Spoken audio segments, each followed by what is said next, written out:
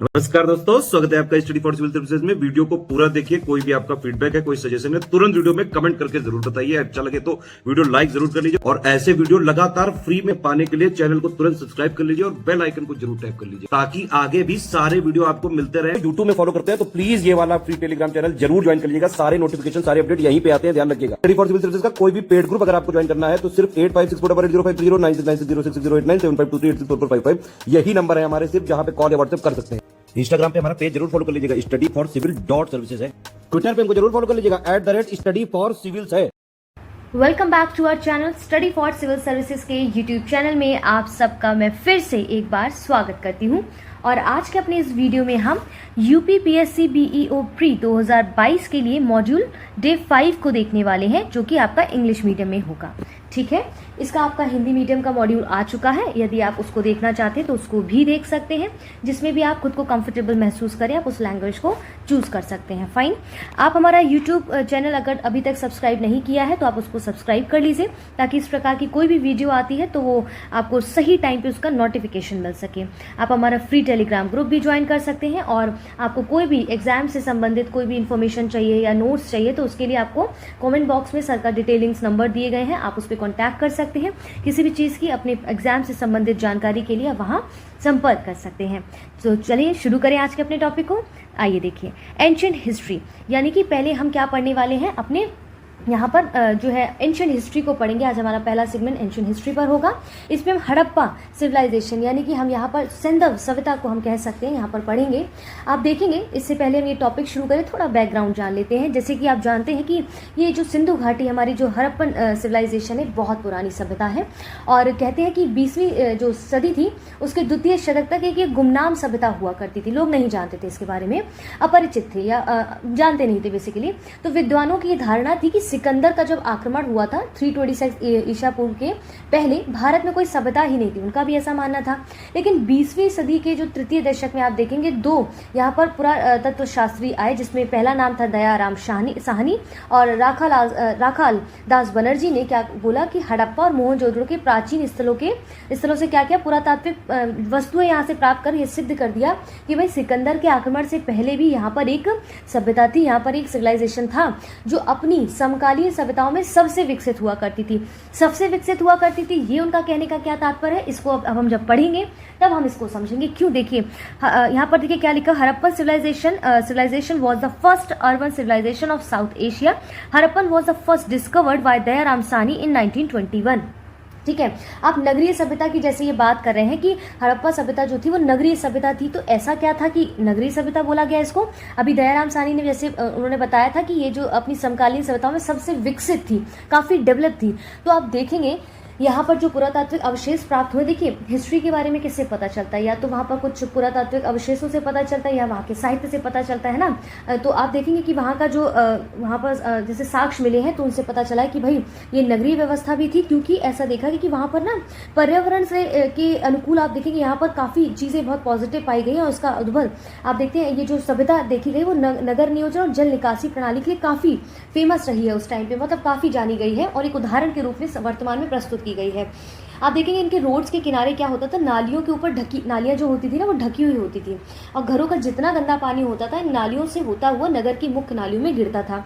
ये एक उदाहरण है इनकी कहते हैं नगरीय सभ्यता का। क्यों, आप देखेंगे इन्हीं का उदाहरण लेकर, जैसे आज फॉर एग्जाम्पल मैं अगर पंजाब की बात करूँ, चंडीगढ़ की बात करूँ, तो आप देखेंगे कि उसमें जैसे आज के जो नगर को वहाँ पर नगर को बनाया गया है, सिटी को, तो वहाँ पर इसी का कुछ ना कुछ उदाहरण देखने को मिलता है, उसी प्रकार से बनाया गया है। क्यों, आप देखेंगे जैसे इनकी जो सड़कें हुआ करती थी ना वो एक दूसरे को समकोण पर काटती थी, ऐसा कहते हैं, है ना। यहाँ पर अधिकतर आप देखेंगे समकोण पर काटती थी।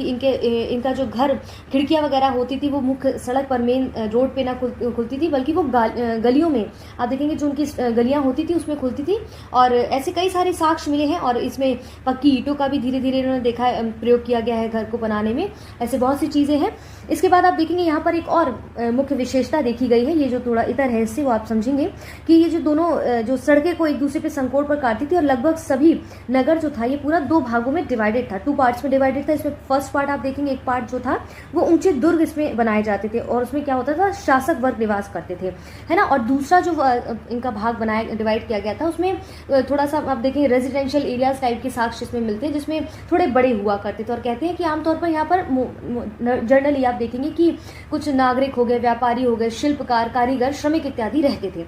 तो इस तरह के साक्ष्य भी देखने को मिले हैं। ठीक है, और सबसे पहले इसकी खोज किसने की वो आपने देख ही लिया, दयाराम साहनी 1921 में। इसके बाद देखिए कई लोग आए, अपने अपने एरियाज के वाइज इनका नाम रखना शुरू किया। जैसे आप देखेंगे इसको हड़प्पा कहा गया, क्यों? क्योंकि आप देखेंगे it was called Harappan civilisation, क्योंकि यहाँ पर हड़प्पा स्थल से इसके साक्ष्य मिले, इसलिए हड़प्पन सिविलाइजेशन कह दिया गया। जॉन मार्शल ने इसे पहली बार, John Marshall first called this culture as the Indus civilization because initially the sites of this culture were found on the banks of the Indus and it tributaries. यहाँ देखेंगे कि जो सिंधु और इसकी सहायक नदियों के किनारे ही सभ्यता मिलती है, इसलिए प्रारंभ में इस संस्कृति का नाम क्या रख दिया गया, सेंदर सभ्यता कहकर इन्होंने इसको बुला दिया। ठीक है, जॉन मार्शल की जो एक बुक थी आप देखेंगे Mohenjodaro and the science civilisation में सुझाव दिया कि भविष्य में अगर कोई भी, ऐसा इन्होंने कहा कि अगर इन फ्यूचर कोई भी इस तरह की सिविलाइजेशन मिलती है, सिंधु घाटी सभ्यता से के जो साक्ष्य मिलते हैं अगर कहीं और इंडिया में, तो इसका नाम अब सिंधु घाटी सभ्यता ना रहकर क्या हो जाएगा, भारतीय सभ्यता रख दिया जाएगा, ऐसा इन्होंने कहा था। ठीक है, इसके बाद देखिए मार्टिमर व्हीलर की book I civilisation of the Indus valley and beyond, इसमें सिंधु सभ्यता भी इन्होंने कहा। तो ऐसे कई सारे आप देखें पुरातत्व शास्त्री हम कह सकते हैं, या फिर इन्होंने अपने अपने तरीके से इसकी खोज की और इसके साक्ष्य मिले, तो उन्होंने उसके एरिया के नाम पर ही उस सभ्यता का नाम धीरे धीरे रखना शुरू कर दिया। राइट, अब आप यहाँ पर देखेंगे जैसे यहाँ पर कहते हैं कि जो हमारी हड़प्पा सभ्यता थी वो ब्रॉन्ज एज सिविलाइजेशन था। ऐसा कहते हैं कि जो हड़प्पा सभ्यता थी कांस्य युगीन सभ्यता कहते हैं। क्यों? यहाँ पर देखेंगे क्योंकि कांसा जो है ना, देखिए सबसे पहले ये तांबा का जो है प्रयोग करते थे, उसके बारे में जानते थे। फिर उन्होंने क्या किया, तांबा और टिन का मिश्रण करके सबसे पहली बार जो उदाहरण के तौर पर आप देखेंगे जो ब्रॉन्ज है ना, जो कांसा है, उसको बनाया और उसका इस्तेमाल करना शुरू किया। फिर धीरे धीरे देखेंगे कांसे का इस्तेमाल ना केवल उन्होंने आम जनजीवन में किया, बल्कि आप देखेंगे इन्होंने उससे कांसे की नर्तकी यहाँ से प्राप्त हुई है, सेंदर सभ्यता से। ठीक है, ये आपको देखने को मिलेगी। इसके बाद आप देखेंगे कृषि में इन्होंने इकोनॉमिकली उसका कैसे इस्तेमाल किया, सिक्के के रूप में किया है।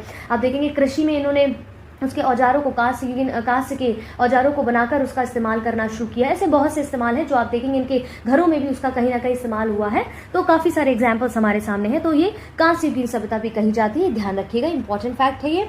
इसके बाद आप देखेंगे इसे सिंधु, आप देखेंगे इसे सभ्यता, इसे सरस्वती सभ्यता या सिंधु सरस्वती सभ्यता भी कहते हैं। और काफ़ी सारे नाम हैं इसके जो आप जैसे जैसे आगे समझ बढ़ते जाएंगे देखते जाएंगे। इसके बाद यहाँ देखते हैं बनावली के बारे में, यहाँ पर जो मेंशन किया गया है। देखिए बनावली कहते हैं कि जो न्यूनतम जमाओं प्राक हड़प्पा ग्राम संस्कृति से संबंधित है। ऐसा क्यों कहा गया?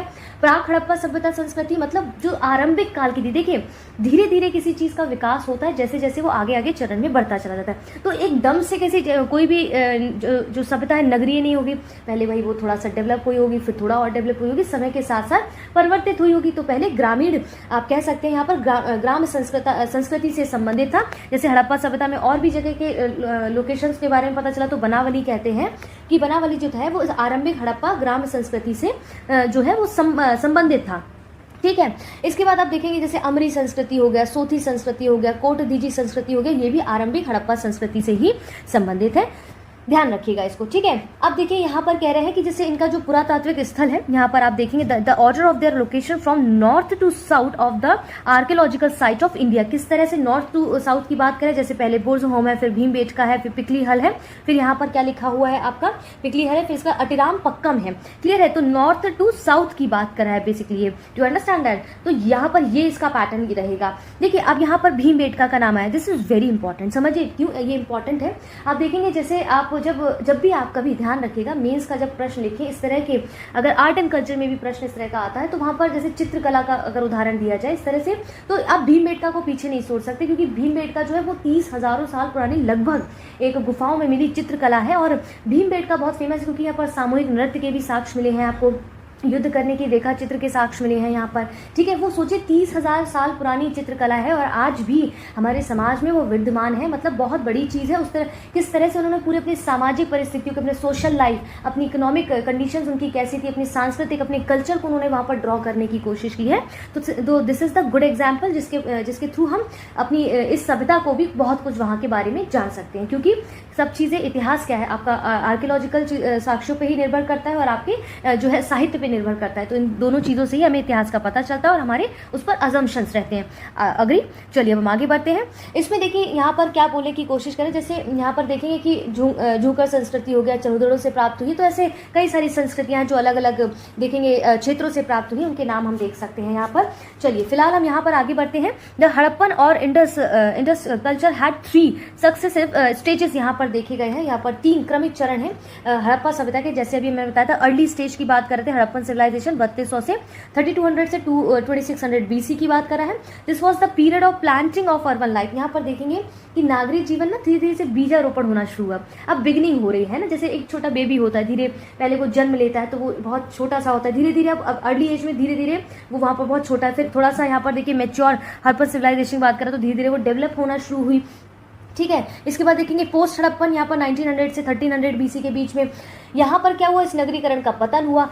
अब पतन के यहाँ पर बहुत सारे कारण बताए जाते हैं कि भाई हो सकता है आर्यों ने यहाँ पर अटैक किया, इस वजह से इनका पतन हो गया। कुछ कहते हैं यहाँ पर कि जैसे कोई आकस्मिक ऐसी घटना हो गई हो, कोई कहते हैं नेचुरल डिजास्टर आ गया हो जिसकी वजह से भी यहाँ पर हो सकता है कि भाई जो है इस सभ्यता का पतन हो गया है ना। तो वैसे कहते हैं ना कि इकोनॉमिकल कुछ डिसबैलेंस हो गया हो, जैसे आप देख सकते हैं इसमें कोई सूखा हो सकता है, बाढ़ हो सकती है, नदियों का मार्ग अपना परिवर्तन हो सकता है, कृषि के प्रोडक्शन में देखेंगे कमी आ गई, जिससे भुखमरी से ये मर गए कह सकते हैं। आर्यों के आक्रमण का तो आपको बता ही दे। तो ऐसे यहाँ पर क्या है, ये हमें साक्ष्य मिले, उसके आधार पे हमने ये अज्यूम करना ऐसा शुरू किया कि भाई ये चीजें हो सकती हैं। ठीक है, चलिए अब हम आगे बढ़ते हैं।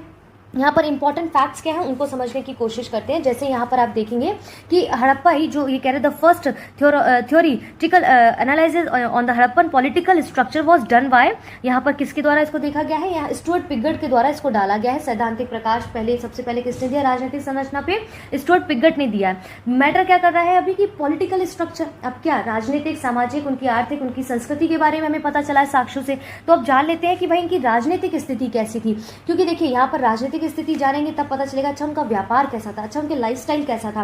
क्योंकि कोई भी सभ्यता या क्षेत्र या देश हम कह सकते हैं राजनीति के बिना जो है वो हम कह सकते हैं कि अधूरा है। तो समझिएगा जरा, जो हमारी इंडस जो सभ्यता थी, हड़प्पा सभ्यता थी, उसमें राजनीति जो थी वो केंद्रीकृत संरचना मौजूद थी।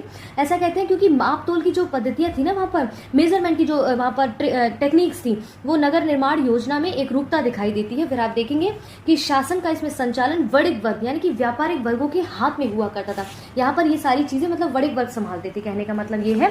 ठीक है, इसके बाद आप देखेंगे जैसे मेसोपोटामिया की यहाँ बात की गई, the territories which were included in ancient Mesopotamia are present day eastern Syria, south eastern Turkey और मच ऑफ इराक। यहाँ पर मेसोपोटामिया के कुछ क्षेत्र जो शामिल है, जो प्रेजेंट टाइम में आपका जैसे पूर्वी सीरिया हो गया, दक्षिण पूर्वी तुर्की हो गया, इराक का जो मोस्टली पार्ट है वो इसमें आता है।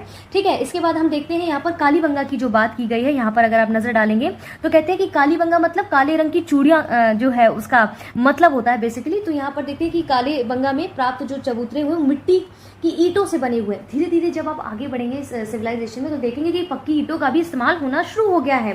ठीक है, तो यहाँ पर कालीबंगा का मतलब क्या होता है, काले रंग की चूड़ियां से इसका मतलब कहा जाता है। द 3 फेज्ड, आप देखेंगे यहाँ पर जो आप देखेंगे कि यहाँ पर क्या चीज बोली गई है। जैसे इस सभ्यता में आप यहाँ पर देखेंगे कि मोहनजोदड़ो से जो प्राप्त है वो 3 मुख वाले देवता पशुपतिनाथ की मूर्ति मिली है। यहाँ पर ध्यान दीजिए, पशुपतिनाथ की मूर्ति मिली है। अब यहाँ फोकस क्या करना है, देखिए इन्होंने एलिफेंट को भी यहाँ दर्शाया है। ठीक है, इनका मतलब साक्ष्य मिले हैं। ठीक है, इसके बाद आप देखते हैं यहाँ पर गैंडा हो गया, चीता हो गया, भैंसा इत्यादि यहाँ पर विराजमान थे। ठीक है, पशुपतिनाथ की जो मूर्ति मिली इसके चारों ओर। अब इससे क्या समझ आता है कि ये मतलब कहीं ना कहीं जो नेचर को बहुत ही प्यार करते थे और नेचर की इंपॉर्टेंस को ये समझते थे। क्योंकि देखिए इन्होंने इनकी ना इस तरह से धार्मिक आस्था को भी कहीं ना कहीं दिखाता है। यहाँ पर सिर्फ पशुपतिनाथ की जो मूर्ति मिली है, माफी चाहती हूँ, जो पशुपतिनाथ की यहाँ पर कह सकते हैं कि एक सील पर आप देखते हैं यहाँ पर मूर्ति मिली है, तो उसमें क्या दिखाता है, उनकी धार्मिक स्थितियों को दिखाता है कि भाई उनका धर्म में कहीं ना कहीं वो लिप्त थे, ईश्वर की पूजा करते थे।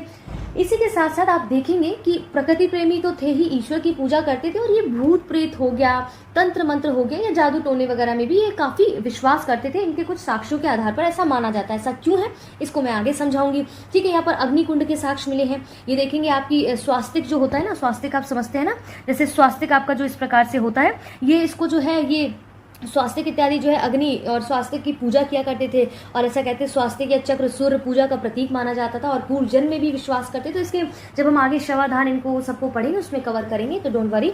तो इस तरह से इनकी ना, जैसे लिंग योनि हो गया, पशु हो गया, सांप इधर पक्षी हो गया, ठीक है, सैंधववासी वृक्ष हो गया, ये सब में विश्वास करते थे, इनको मानते थे। और मजेदार चीज आप यहाँ समझिए, ये क्या करते थे, इनकी यहाँ से ना एक आप देखेंगे मिट्टी की मूर्ति प्राप्त हुई थी, जिसके गर्भ से एक पौधे को निकाला हुआ दिखाया गया। इससे क्या दिखाया गया कि ये उर्वरता की देवी का प्रतीक मानते थे, यानी कि अपनी धरती की भी माता के स्वरूप में पूजन करते थे, क्योंकि वो उनको खाना दे रही है। कृषि में भी ये धीरे धीरे आगे बढ़ने लगे थे, तो उसकी पूजा करते थे। समझ रहे हैं ना।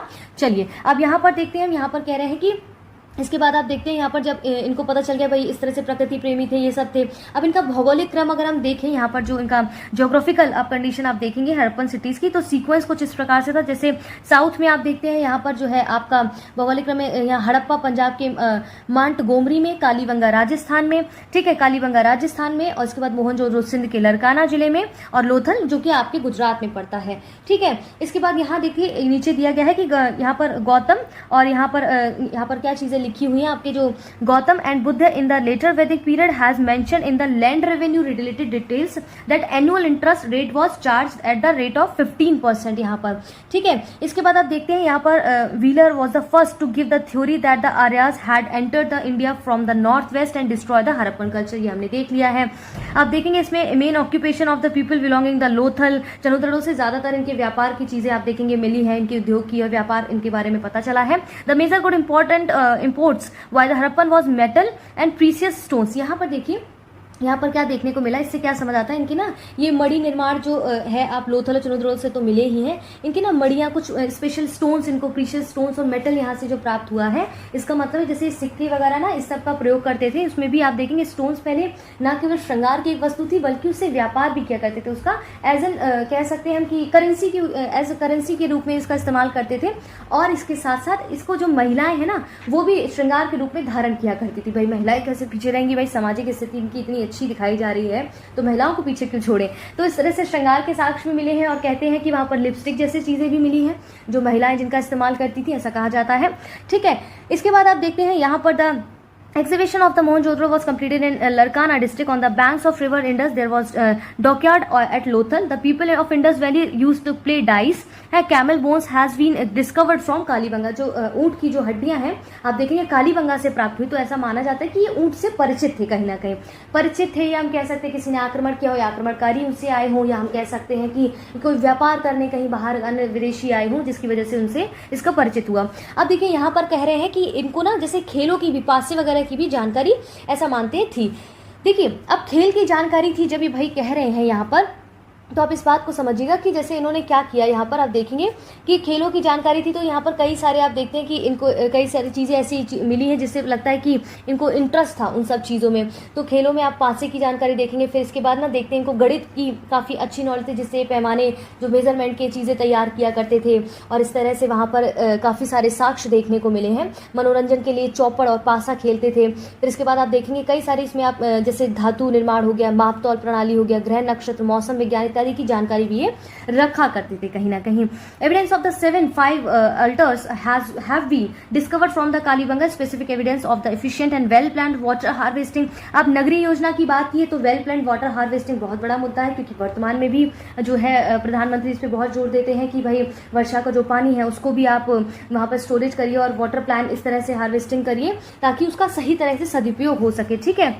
इसके बाद देखते हैं जो यहाँ पर आपको बताते हैं कि IEM Wheelers was the first pronounce the theory of Aryan invasion in India, ठीक है। The most important occupation of Lothal and Chanhudaro was bead production. For the first time in history of India the evolution of cities was discovered from the Indus civilization itself, ठीक है। यहाँ पर आप देखते हैं कि इन्होंने क्या किया था कि जैसे बहुत सी चीजें, इसको सिर्फ इसी पे फोकस ना रह के हम इसको इस तरह समझते हैं कि यहाँ पर बहुत सारी चीजों का उत्पादन भी इत्यादि चीजें हमें देखने को मिली है। और इंडिपेंडेंस के बाद मोस्टली आप देखेंगे इंडस साइड को जो है ज्यादा से ज्यादा कवर करने की कोशिश की है गुजरात में, भारत में, ठीक है।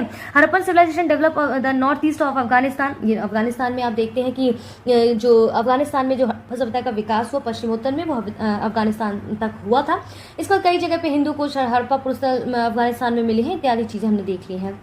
ठीक है। इसके बाद आप यहाँ पर देखिए जो सीमेंट्री की बात की गई थी, आप देखेंगे जो इनके कह सकते हैं जो इनकी डेड बॉडीज जहाँ पर इनको रखा जाता था, जो इनकी सीमेंट्री की बात करें, समाधि क्षेत्र की बात करें, तो पाकिस्तान के पुरातत्व जिसे समाधि एच क्षेत्र संस्कृति कहते थे, तो इनकी ना डेड बॉडीज को जब दफनाया जाता तो कुछ इस प्रकार की इनकी सीमेंट्री ने शवाधान इनका कुछ इस प्रकार से होता था।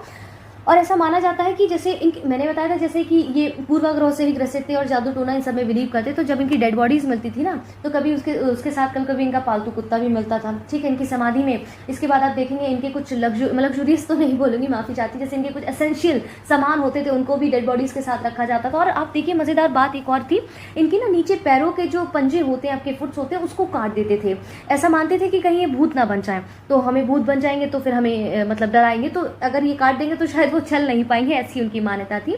तो ये सब चीजें भी हैं जो उनके पूर्वाग्रहों को कहीं ना कहीं ग्रसित होने का प्रमाण देती हैं। इसके बाद हम देखते हैं यहाँ पर जो आप देखेंगे यहाँ पर जो और हमारे सर आप देखेंगे कि मॉर्टिमर जो व्हीलर है, उन्होंने क्या देखा कि देखिए अब सर मॉर्टिमर जो व्हीलर है, मॉर्टिमर व्हीलर ने क्या कहा था, जो हड़प्पा अपनी संस्कृति थी ना उसका कहते हैं कि जब विघटन हुआ तो उसके लिए इंद्र को उत्तरदायी मानते कि भाई वर्षा वगैरह की वजह से बहुत जो है वो उत्तरदायी थी, उसका विघटन जो खत्म हुआ या इसका टूटना शुरू हुआ।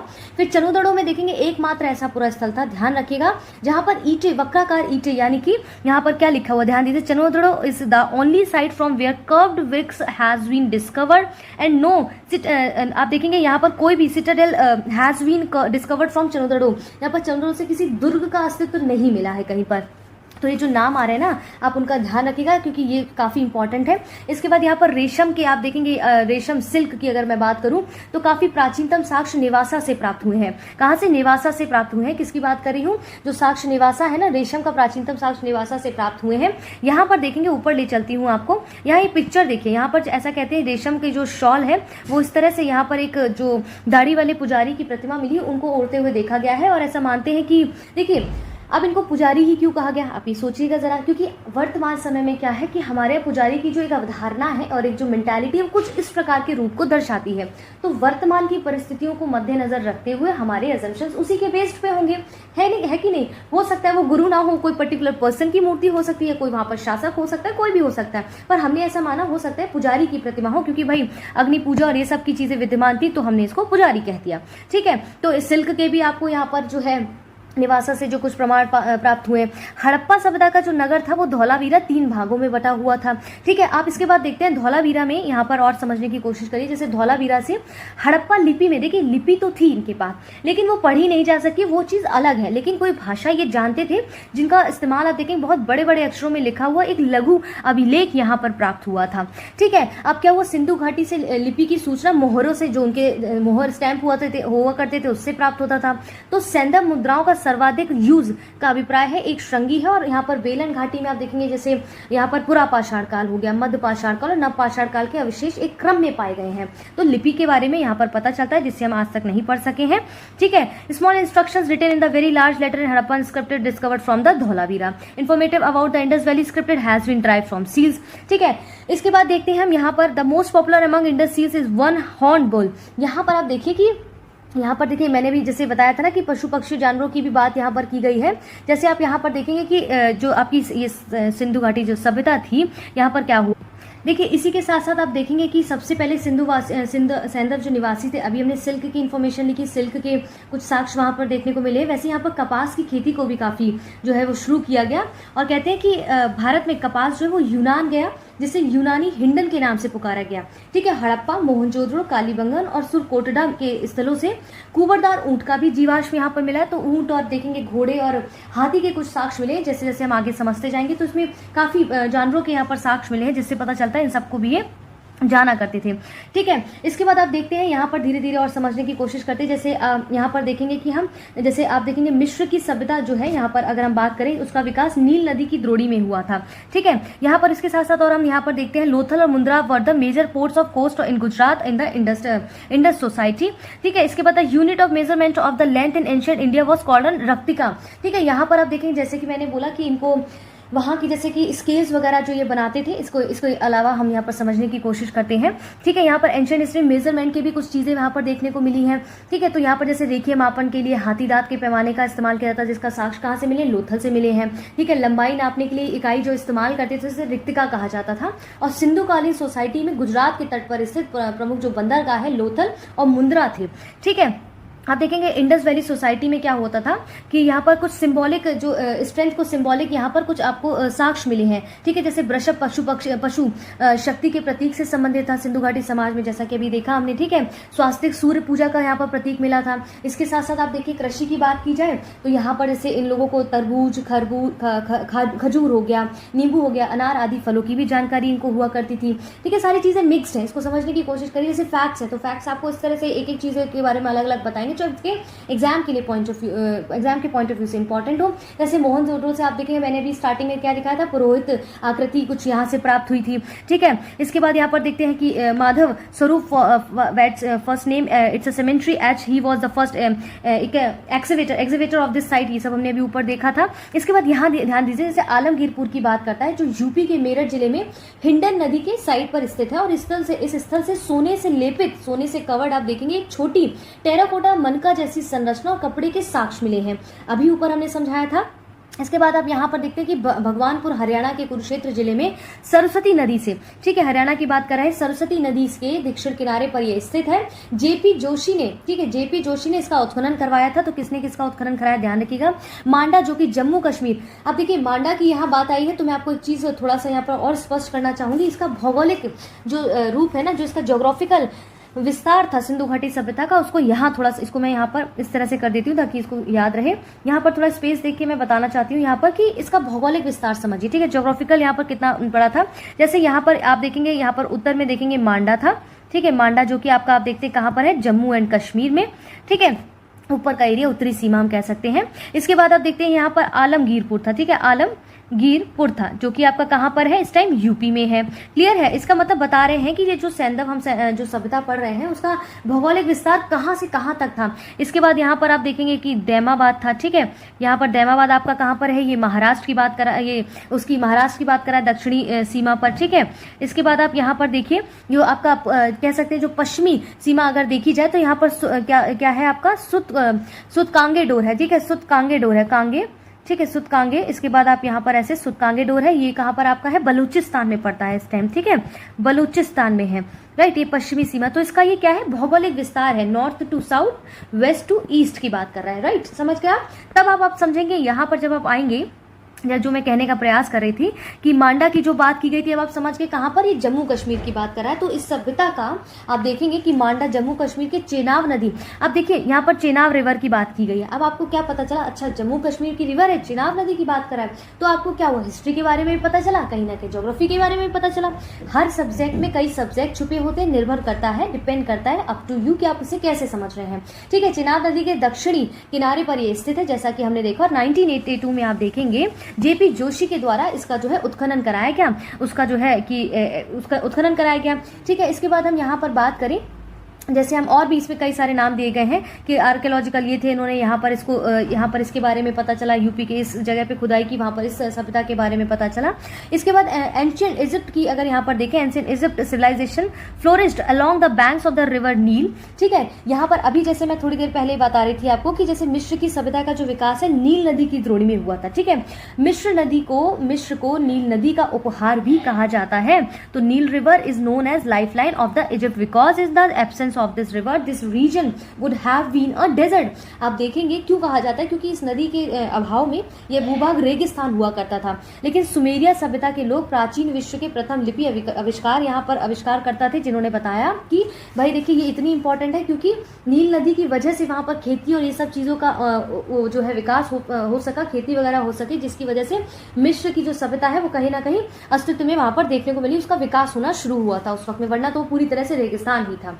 ठीक है, आप देखते हैं इसमें हम यहाँ पर समझेंगे कि जैसे आपके हम्प बैक कैमल फॉसिल, यहाँ पर देखिए कुबड़ वगैरह ये सब fossil has been found in the sites of Harappa, Mohenjodaro, Kalibanga, Sutkagendor, ठीक है, कोटदा से आपको इन सब के साक्ष्य मिले हैं। इसके बाद देखते हैं जैसे कुछ घोड़े की, आप देखिए जो मिट्टी की मूर्तियां मिली है, उनकी हड्डियां मिली, जबड़े आदि के भी क्या मिले, अवशेष मिले हैं।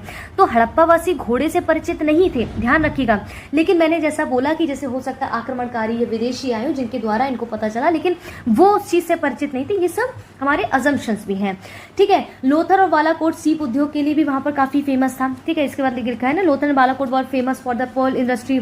मेलुहा की पहचान आप देखेंगे सिंधु एरिया से की गई थी, जिसके जो काफी इंपॉर्टेंट है, इसका नाम याद रखिएगा, मेलुआ की बात कर रहा है।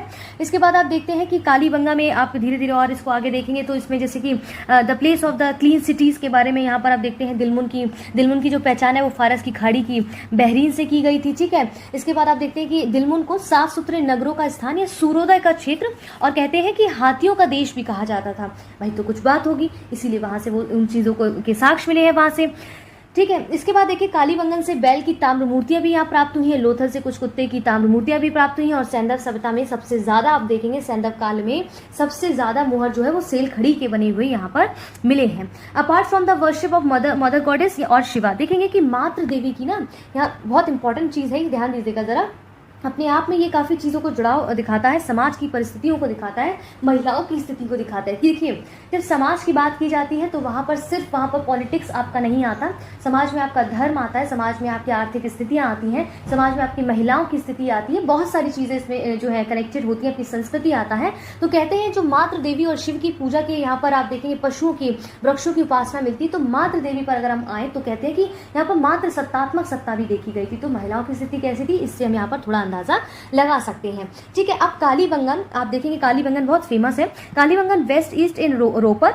And east west in Lothal. आप देखेंगे यहाँ पर जो डायरेक्शन होता था ना डेड बॉडीज को रखने का, दफनाने का उनकी कब्र में, तो कहते थे कि कालीबंगन में जो शव डेड बॉडीज रखा था वो साउथ टू नॉर्थ था, और रोपर में वेस्ट टू ईस्ट था, और लोथल में ईस्ट टू वेस्ट दिशा में रखते थे। इसका मतलब है ये कहीं ना कहीं दिशा और ग्रह नक्षत्र बहुत बिलीव करते थे। स्टार्टिंग में मैंने ऐसा बताया था, ठीक है। इससे इनके जो है गणित का भी पता चलता है, भाई इन सब चीज़ों को गणित का जो है अंदाजा लगाया करते थे, इस तरह की चीज़ें वहाँ पर देखने को मिलती हैं। इसके बाद हम आते हैं, देखिए अलग अलग एरिया से क्या क्या मिला, इसको हम थोड़ा इन शॉर्ट समझने की कोशिश करते हैं। Harappa is located in Montgomery district, इसके in the present is Sahiwal, ठीक है। आप देखते हैं कि माउंट गोमरी जो जिला है वर्तमान का शाहीवाल पंजाब में वहाँ पर स्थित है, जबकि मोहनजोदड़ो सिंध के लरकाना जिले में स्थित और रावी नदी के बाएं तट पर, जबकि मोहनजोदड़ो सिंधु नदी के दाहिने तट पर है, ठीक है। This is important. और इसके साथ साथ आप देख सकते हैं जॉन मार्शल ने सबसे पहले सभ्यता को क्या कहा था, सिंधु सभ्यता कहा था, ठीक है। आप वर्तमान में देखेंगे कहाँ कहाँ पर हरियाणा, पश्चिमी उत्तर प्रदेश, जम्मू कश्मीर, पश्चिमी यानी कि वेस्टर्न महाराष्ट्र के भागों में पाए जा चुके हैं। इनका जो खुदाई हुई उससे पता चला है, ठीक है। इसका हमने देखा था अभी मांडा में, जो कि आपका जम्मू कश्मीर में इसका भौगोलिक क्षेत्र देखा गया, दक्षिण पुरास्थल दैमाबाद महाराष्ट्र में, इसके बाद सुत्कांगेडोर आपने बलूचिस्तान में पश्चिमी पुरास्थल देखा है, पूर्वी पुरास्थल आलमगीरपुर यानी कि जो कि आपके यूपी में है, क्लियर है। इसके बाद इसमें भाई किसने किसकी खोज की, किसे उत्खनन किया, ये सब चीजें हम ऊपर कवर कर चुके हैं ऑलरेडी। मोहनजोदड़ो की बात की जाए तो आप देखेंगे सिंध भाषा में मोहनजोदड़ो का जो मतलब होता है ना, what is the meaning of Mohenjodaro, actually मृतकों का टीला, mount of the dead man कहा जाता है, ठीक है।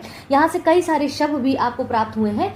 और मोहनजोदड़ो लरकाना जिले सिंध पाकिस्तान में जो सिंधु जो रिवर है उसके आप देखेंगे राइट साइड में दाईं ओर ये अवस्थित है। और 1922 में राखाल दास बनर्जी ने इसकी जो है खोज की थी। मोहनजोदड़ो में सर्वाधिक उल्लेख स्मारक बृहद स्नानागार, देखिए यहाँ पर मोहनजोदड़ो से जो है ना बृहद स्नानागार मिलता है जो उसकी नगरीय सभ्यता का एक और परिचायक होता है, ठीक है। यहाँ पर आंगन, रसोई घर इत्यादि के कई सारे साक्ष्य, घरों में कुआं के अवशेष, ये सब चीजें देखेंगे, बड़े बड़े भवन हो गए, ये मोहनजोदड़ो से मिले हैं, ठीक है। जैसे आप कहते हैं कि किलेबंदी की भी यहाँ पर व्यवस्था की गई थी, जबकि उद्देश्य था कि नगर को चोर लुटेरों और पशु दास्यों से बचाना, इनका इत्यादि मकसद हुआ करता। तो मोहनजोदड़ो से काफी चीजें ऐसी देखने को मिलती हैं, क्योंकि यहाँ देखेंगे आप मोहनजोदड़ो के जो वेस्टर्न एरिया है ना उसमें कुछ दुर्ग टीले हैं जिन्हें स्तूप टीला भी कहा जाता था, क्योंकि यहाँ पर ये टीला बनाने का, स्तूप का निर्माण किसने करवाया था, देखेंगे कुषाण शासक जब आए थे उन्होंने यहाँ पर बाद में इसका जो है निर्माण करवाया।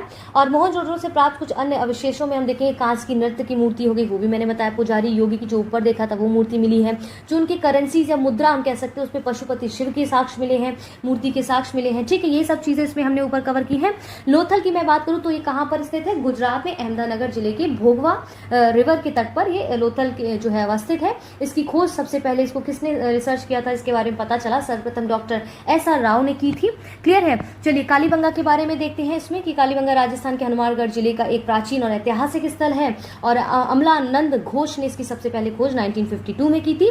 ठीक है। और सबसे पहले ध्यान रखिएगा, सबसे पहले the world first cultivated field has been founded here and by 2900 BC there was developed city here. ठीक है। यहाँ पर सबसे पहले आप देखते हैं कि खेतों को विश्व में सबसे पहले जोता गया, तो यहीं पर इसके साक्ष्य मिलते हैं। ठीक है। इसके बाद धौलावीरा की बात करें तो ये भारत की राखीगढ़ी के बाद हड़प्पा सभ्यता का दूसरा सबसे बड़ा स्थल है और कच्छ गुजरात रण में स्थित है। इस नगर को आयताकार बनाया गया था। क्लियर है। इसके बाद सुल्तानगढ़ और जो आपका यहाँ पर जो दिया गया है सुरकोटड़ा जो है वो आप देखते हैं गुजरात के कच्छ जिले में स्थित है। और यहाँ पर इसके बाद हम देखते हैं दैमाबाद की जो बात करते हैं, Daimabad is situated on the left bank of the प्रवर जो रिवर है आपकी, यहाँ पर दैमाबाद की बात करें प्रवरा नदी के बाएं किनारे पर स्थित है। यहाँ पर सैंधव लिपि की एक मुहर, तश्तरी, प्याली इत्यादि साक्ष्य यहाँ पर नतबांड वगैरह मिले हैं। ठीक है। राखीगिरी हो गया, रोपर हो गया, रोपर पंजाब में लोकेटेड है आपका। ठीक है। यहाँ पर आप देखेंगे यहाँ पर वही मृदभांड और सेल की सील्स हो गए, कॉपर एंड एरोज इत्यादि एक्सेस, मतलब यहाँ पर क्या बोलते हैं उसको हम एक्सेस को हम समझे कुल्हाड़ी जो है वो सब मिले हैं। इसके बाद रंगपुर की बात करें तो यहाँ पर गुजरात के सौराष्ट्र में स्थित है और प्राग हड़प्पा और इसके बाद सभ्यता के यहाँ साक्ष्य मिले हैं। और वनस्पति अवशेष के आधार पर कहा जाता है कि ये लोग चावल, बाजरा और ज्वार की खेती किया करते। तो कहाँ से? रंगपुर से ये साक्ष्य मिले हैं। बनावली की बात की जाए तो बनावली हरियाणा के हिसार जिले में स्थित है और ये पक्की मिट्टी के जो बने हल का एक प्रतिरूप है, बनावली से ही प्राप्त हो। बनावली सबसे पहले ग्राम हड़प्पा संस्कृति भी थी, याद रखिएगा। अभी ऊपर पढ़ा है, इस तरह से कंबाइन करके पढ़िए। चलिए अब हम और दूसरे सब्जेक्ट पर अब मूव करते हैं जिसमें इंडियन ज्योग्राफी को हम पहले पढ़ेंगे। अभी हमने एंशिएंट हिस्ट्री को पढ़ा था, उसके कुछ पोर्शन को कवर किया। अब हम इंडियन ज्योग्राफी को कवर करेंगे। सो आर यू रेडी? चलिए शुरू करते हैं आज के अपने इस दूसरे टॉपिक को, दूसरे विषय के दूसरे टॉपिक को शुरू करते हैं। चलिए स्टार्ट करते हैं। Structure and physiography. ठीक है। मतलब आप देखिए इसमें बेसिकली हमें क्या समझना है इसमें कि जो भारत का जो भौतिक स्वरूप है उसको हम यहाँ पर समझने की कोशिश करते हैं। इन शॉर्ट देखिए कहते हैं the earth and its land forms that we see today have evolved over a year long time. But सीधी सी बात है भाई, इतनी बड़ी पृथ्वी को पूरा बनने में, इस पे जितनी भी भौतिक चीजें हैं, ज्योग्राफिकल कंडीशंस आप देख रहे हैं, उसे बनने में पूरा होने में काफी साल, बहुत एक लंबा समय लगा है इसके निर्माण में। ठीक है। यहाँ पर जितने आप जैसे पहाड़ देखते हैं, पर्वत देखते हैं, नदियाँ देखते हैं, जो भौगोलिक संरचनाएं देखते हैं, वो सब चीज़ें देखिए कैसे समय के साथ साथ धीरे धीरे अप्रॉक्सीमेटली ऐसा कहते हैं 460 मिलियन पुरानी चीज़ें हैं जो आज भी वर्तमान में हमारी मूव हो रही हैं उसमें, और काफ़ी चेंजेस आपको देखने को मिलते हैं समय के साथ साथ। ठीक है। मेन इंपॉर्टेंट किस चीज़ पे हमें फोकस करना है, इसको मैंने ऑलरेडी हाईलाइट किया है, इसको प्लेट टेक्टोनिक। देखिए प्लेट टेक्टोनिक को आप जब समझ जाएंगे, यानी कि प्लेट विवर्तनिकी का जो सिद्धांत है ना प्लेट टेक्टोनिक, वो क्या था इसको समझते हैं। यहाँ पर प्लेट टेक्टोनिक समझ जाएंगे तो बाकी चीज़ें समझेंगे कैसे कैसे चीज़ें जो हैं। स्टार्टिंग बिगिनिंग की बात की जाए तो देखिए जैसे आप देखेंगे काफ़ी फेमस नाम है जिनके बारे में आप सुना होगा, जैसे वेगनर का जो विस्थापन का सिद्धांत आपने सुना होगा। ठीक है। वेगनर के बारे में सुना है, नहीं सुना है, चलिए आज सुन लीजिए, कोई बात नहीं। देखिए वेगनर का जो अभी मैंने बोला महाद्वीपीय विस्थापन सिद्धांत, मतलब कॉन्टिनेंटल ड्रिफ्ट थ्योरी। तो अब इसको आगे समझेंगे, ये सारी जो स्टोरी है वो इसी पे बेस्ड है। स्टार्टिंग में देखिए इसको समझिए, पृथ्वी के जो दो इंपॉर्टेंट पार्ट है वो कौन कौन से हैं। इनका आप देखेंगे कि कॉन्टिनेंटल है, मतलब यानी कि महासागर है, और महाद्वीप है। ठीक है। महाद्वीप और महासागर दो पार्ट्स होते हैं। क्लियर है। अब जो लैंड का हम कह सकते हैं पृथ्वी, ऐसे समझिए थोड़ा साधारण से भाषा में, पृथ्वी के 70.8% जो एरिया है उसमें महासागर यानी कि जलमंडल है। 29.2% आप देखेंगे जो एरिया है उसमें महाद्वीप यानी कि कॉन्टिनेंटल है, स्थलमंडल का विस्तार है। अब इसके बाद जब हम समझेंगे तो इसमें जो साउथ का जो दक्षिणी गोलार्ध की अपेक्षा जो उत्तरी गोलार्ध है उसमें जो स्थल भाग है वो बहुत ज्यादा है, और ऐसा विश्वास किया जाता है कि आज भी कॉन्टिनेंटल्स आपस में एक दूसरे से दूर जा रहे हैं, और इसके संबंध में कई सारी थ्योरीज को जो है गढ़ा गया है। ना केवल कॉन्टिनेंट्स, आप देखेंगे जितने भी समुद्री एरिया जो पानी का महाद्वीपीय एरिया है ये भी मूवमेंट कर रहे हैं, ये भी मूव कर रहे हैं, एक दूसरे से अलग जा रहे हैं। देखिए इसमें कैसे समझना है इसको, देखिए यहाँ पर मैं एक पिक्चर आपको यहाँ पर डिस्प्ले करूंगी तो आप शायद बेहतर इसको समझ पाएंगे। देखिए कैसे, देखिए यहाँ पर प्लेट टेक्टोनिक्स की बात करते मैंने कैसे बताया कि कैसे चीजें जो है आज भी कहते हैं कि ये धीरे धीरे जो है इनका विस्थापन हो रहा है, ड्रिफ्ट हो रही है। ये जो आपके कॉन्टिनेंट्स हैं, जो आपके महासागर हैं, वो सब समझिए। पहले क्या था, 225 मिलियन ईयर्स पहले यहाँ पर आपको सिर्फ एक क्या कहते हैं पेंजिया करके एक खंड टाइप का मिला, पेंजिया था। ठीक है। तो ये पेंजिया मानते हैं कि ये पेंजिया क्या था, एक स्थल खंड था। स्थल खंड मतलब कि ये एक तरह से लैंड था जहां पर हम रह सकते थे, स्थल मंडल कह सकते हैं। इसके आसपास जो ब्लू ब्लू दिख रहा है वो क्या था, वाटर था, जिसको पेंजिया कहा गया। किसने कहा, वेगनर ने ऐसी थ्योरी दी। वो क्या करते थे, मौसम विज्ञान पे जो है वो अपना रिसर्च करते थे। तो उन्होंने देखा भाई जिस जिस एरिया में, जैसे मैं इधर, आप इसको इस तरह समझिए, यहाँ पर पूरा वर्ड है ये उनके अनुसार। यहाँ पर वो कहते हैं मैं इस एरिया में जा रहा हूँ, इस एरिया में जा रहा हूँ, यहाँ पर छोटे छोटे जो कॉन्टिनेंट्स है उसको इस तरह से समझिए। तो यहाँ पर क्या हो रहा है कि मैं ऐसे ऐसे एरिया में जा रहा हूँ, कुछ क्वालिटीज इस एरिया में इसकी मिल रही है, कुछ क्वालिटीज इस एरिया की इसमें मिल रही है। तो भाई ऐसा क्यों हो रहा है, मौसम से इतना इफेक्ट कैसे कि यहाँ के कुछ तत्व जो है आप देखते हैं उसमें यहाँ पर दूसरे एरिया में भी देखने को मिल रहा है, इस एरिया में भी देखने को मिल रहे हैं। इसका मतलब है आने कितने करोड़ों वर्षों पुरानी चीज को उन्होंने वहां पर समझने की कोशिश की। अपने आप में बहुत बड़ी चीज है ना। तो उन्होंने कहा कि भाई यहाँ पर भी जैसे इस तरह का मौसम है, जबकि ये तो इसके विपरीत है। फॉर एग्जाम्पल, उदाहरण के तौर पे समझते, जैसे ध्रुवों पर उनको लगा यहाँ पर कुछ ऐसे तत्व मिले हैं जो कि अफ्रीका के एक हिस्से में आपको देखने को मिले हैं या महसूस हुए। तो ऐसा क्यों है, उन्होंने कुछ तत्व देखे कि यहाँ पर इसके कुछ एलिमेंट्स देखने को मिले, कुछ एलिमेंट्स इसके यहाँ के वेदर में मिले हैं। तो ऐसा क्यों है, इसका मतलब पहले ही कनेक्टेड था। उनका कहने मतलब पहले ही कनेक्टेड था। भले ही उनकी थ्योरी को उस वक्त सबने नजरअंदाज किया, इग्नोर किया, लेकिन आने वाले समय पे जब 1912 में उन्होंने ये थ्योरी दी तब सबने इग्नोर किया कि ये तो सब बेवकूफी है। ऐसा कैसे हो सकता है कि भाई चिपके हुए थे अब अलग अलग हो गए, तो ये अलग अलग कैसे हो सकते हैं, ये सब थ्योरी दी। तो क्या हुआ कि आने वाले टाइम पे फिर इसको बाद में प्लेट टेक्टोनिक के रूप में इसको समझा गया। यहाँ पर आते हैं, वापस आते हैं। तो ये आपका पेंजिया, इन्होंने इसका यहाँ पर इसका पैंथलासा दिया, ये वाटरी जो एरिया था, और इसको इसका क्या कहते हैं पेंजिया नाम दिया। अब इन्होंने भाई एक और थ्योरी ला दी कि आपका जो है ऊपर का जो ये हिस्सा है ना, ये आपका पेंजिया का ये जो दो खंडों में विभक्त होने लगा है यहाँ पर। उन्होंने कहा, सबने पूछा भाई ऐसा क्यों होने लगा, तो उन्होंने कहा गुरुत्वाकर्षण, ये जो आपका ग्रेविटी है ना उसकी वजह से ये 2 पार्ट्स में, इसको और मैं ऐसे हाईलाइट करती हूँ, 2 पार्ट्स में ये जो है वो यहाँ पर डिवाइड होना शुरू हो गया, खिंचने लगा, ये डिवाइड हो गया है। तो उन्होंने कहा ऐसा हुआ है, और जो बीच का जो इसका हिस्सा यहाँ पर, आप इसको थोड़ा देखिए, अलग अलग पेन का इस्तेमाल करने का रीजन है आप समझ सके। यहाँ पर देखिए, यहाँ पर जो बीच का एरिया है इसको इन्होंने कह दिया कि ये जो है आपका टेथिस सागर है। ऊपर का इन्होंने हिस्से को कह दिया लॉरेंसिया है, यानी कि अंगारा लैंड है, और जो नीचे का हिस्सा है वो जो दूसरे भाग में डिवाइड हो रहा है वो है गोंडवाना लैंड। इसीलिए हमारे जो इंडिया है वो गोंडवाना लैंड में आता है। समझेंगे क्यों, परेशान नहीं होना है। ये देखिए आपका यहाँ पर साउथ अफ्रीका है, ये आपका उत्तरी अमेरिका है, इस तरह से आपका ये अफ्रीका, देखिए किस तरह से यहाँ पर कनेक्टेड है। ये देखिए यहाँ पर देखिए किस तरह से चिपके हुए, ये आपका प्यारा भारत है, ये आपका ऑस्ट्रेलिया, इस तरह से काफी कॉन्टिनेंट्स यहाँ पर दिए गए थे इस तरह। इसके बाद आते हैं 150 मतलब 150 मिलियन पहले वर्ष क्या हुआ, धीरे धीरे इनका विखंडन होना शुरू हुआ। ये इससे देखिए अभी भी यहाँ पर चिपके हुए थे। तो कहीं ना कहीं इनकी जलवायु एक दूसरे के लक्षण एक दूसरे के कॉन्टिनेंट में देखने को मिले, जबकि वर्तमान में देखें तो बहुत अलग है, लेकिन कुछ ना कुछ उनके एलिमेंट्स देखने को मिलते हैं। फिर 65 मिलियन पहले यहाँ पर ये पूरे आप ग्लोब पर देखते हैं ये कंडीशन हुई। इसके बाद यहाँ पर आप जो प्रेजेंट कंडीशन है वो आपकी कुछ इस प्रकार से, तो देखिए यहाँ पर ये किस तरह से यहाँ पर चिपका हुआ था। तो इसलिए कहते हैं कि ये जो विस्थापन से पहले इस प्रकार से एक दूसरे से जुड़ी हुई थी। इसमें 2 कंडीशंस को जो वो मानते हैं कि पहला ग्रेविटी के कारण, दूसरा चंद्रमा के खिंचाव के कारण भी ऐसी कंडीशंस हुई होंगी, उनके गुरुत्वाकर्षण के कारण या उनके फोर्स के कारण भी यहाँ पर जो है विभाजन होना शुरू हुआ था, ऐसा माना जाता है। ठीक है, तो ये सारे जो है वो किंवदंतियां नहीं है, बिल्कुल वेगनर ने उस समय पे ये सब चीजें कही थी, जो काफी इंपॉर्टेंट भी है और काफी मान्यता भी है इनकी। इसके बाद आप देखते हैं कि प्लेट टेक्टोनिक के बारे में यहाँ पर आता है कि सिर्फ महाद्वीप ही नहीं बल्कि महासागर भी जो है नितल में उनका प्रसार हो रहा है, धीरे धीरे बढ़ रहे हैं। और 1962 में हैरी हेंस ने इसको किया, किंतु इसके वैज्ञानिक व्याख्या का श्रेय किसको, मॉर्गन को दिया जाता है। ये तो रही एक फैक्चुअल चीजें रही। ठीक है, तो यहाँ पर प्लेट टेक्टोनिक को समझ लिया। अब हम इसको और समझते हैं, एक पिक्चर और, चलिए इसको तो आप समझ ही गए हैं, इसको जरूरत नहीं पड़ेगी।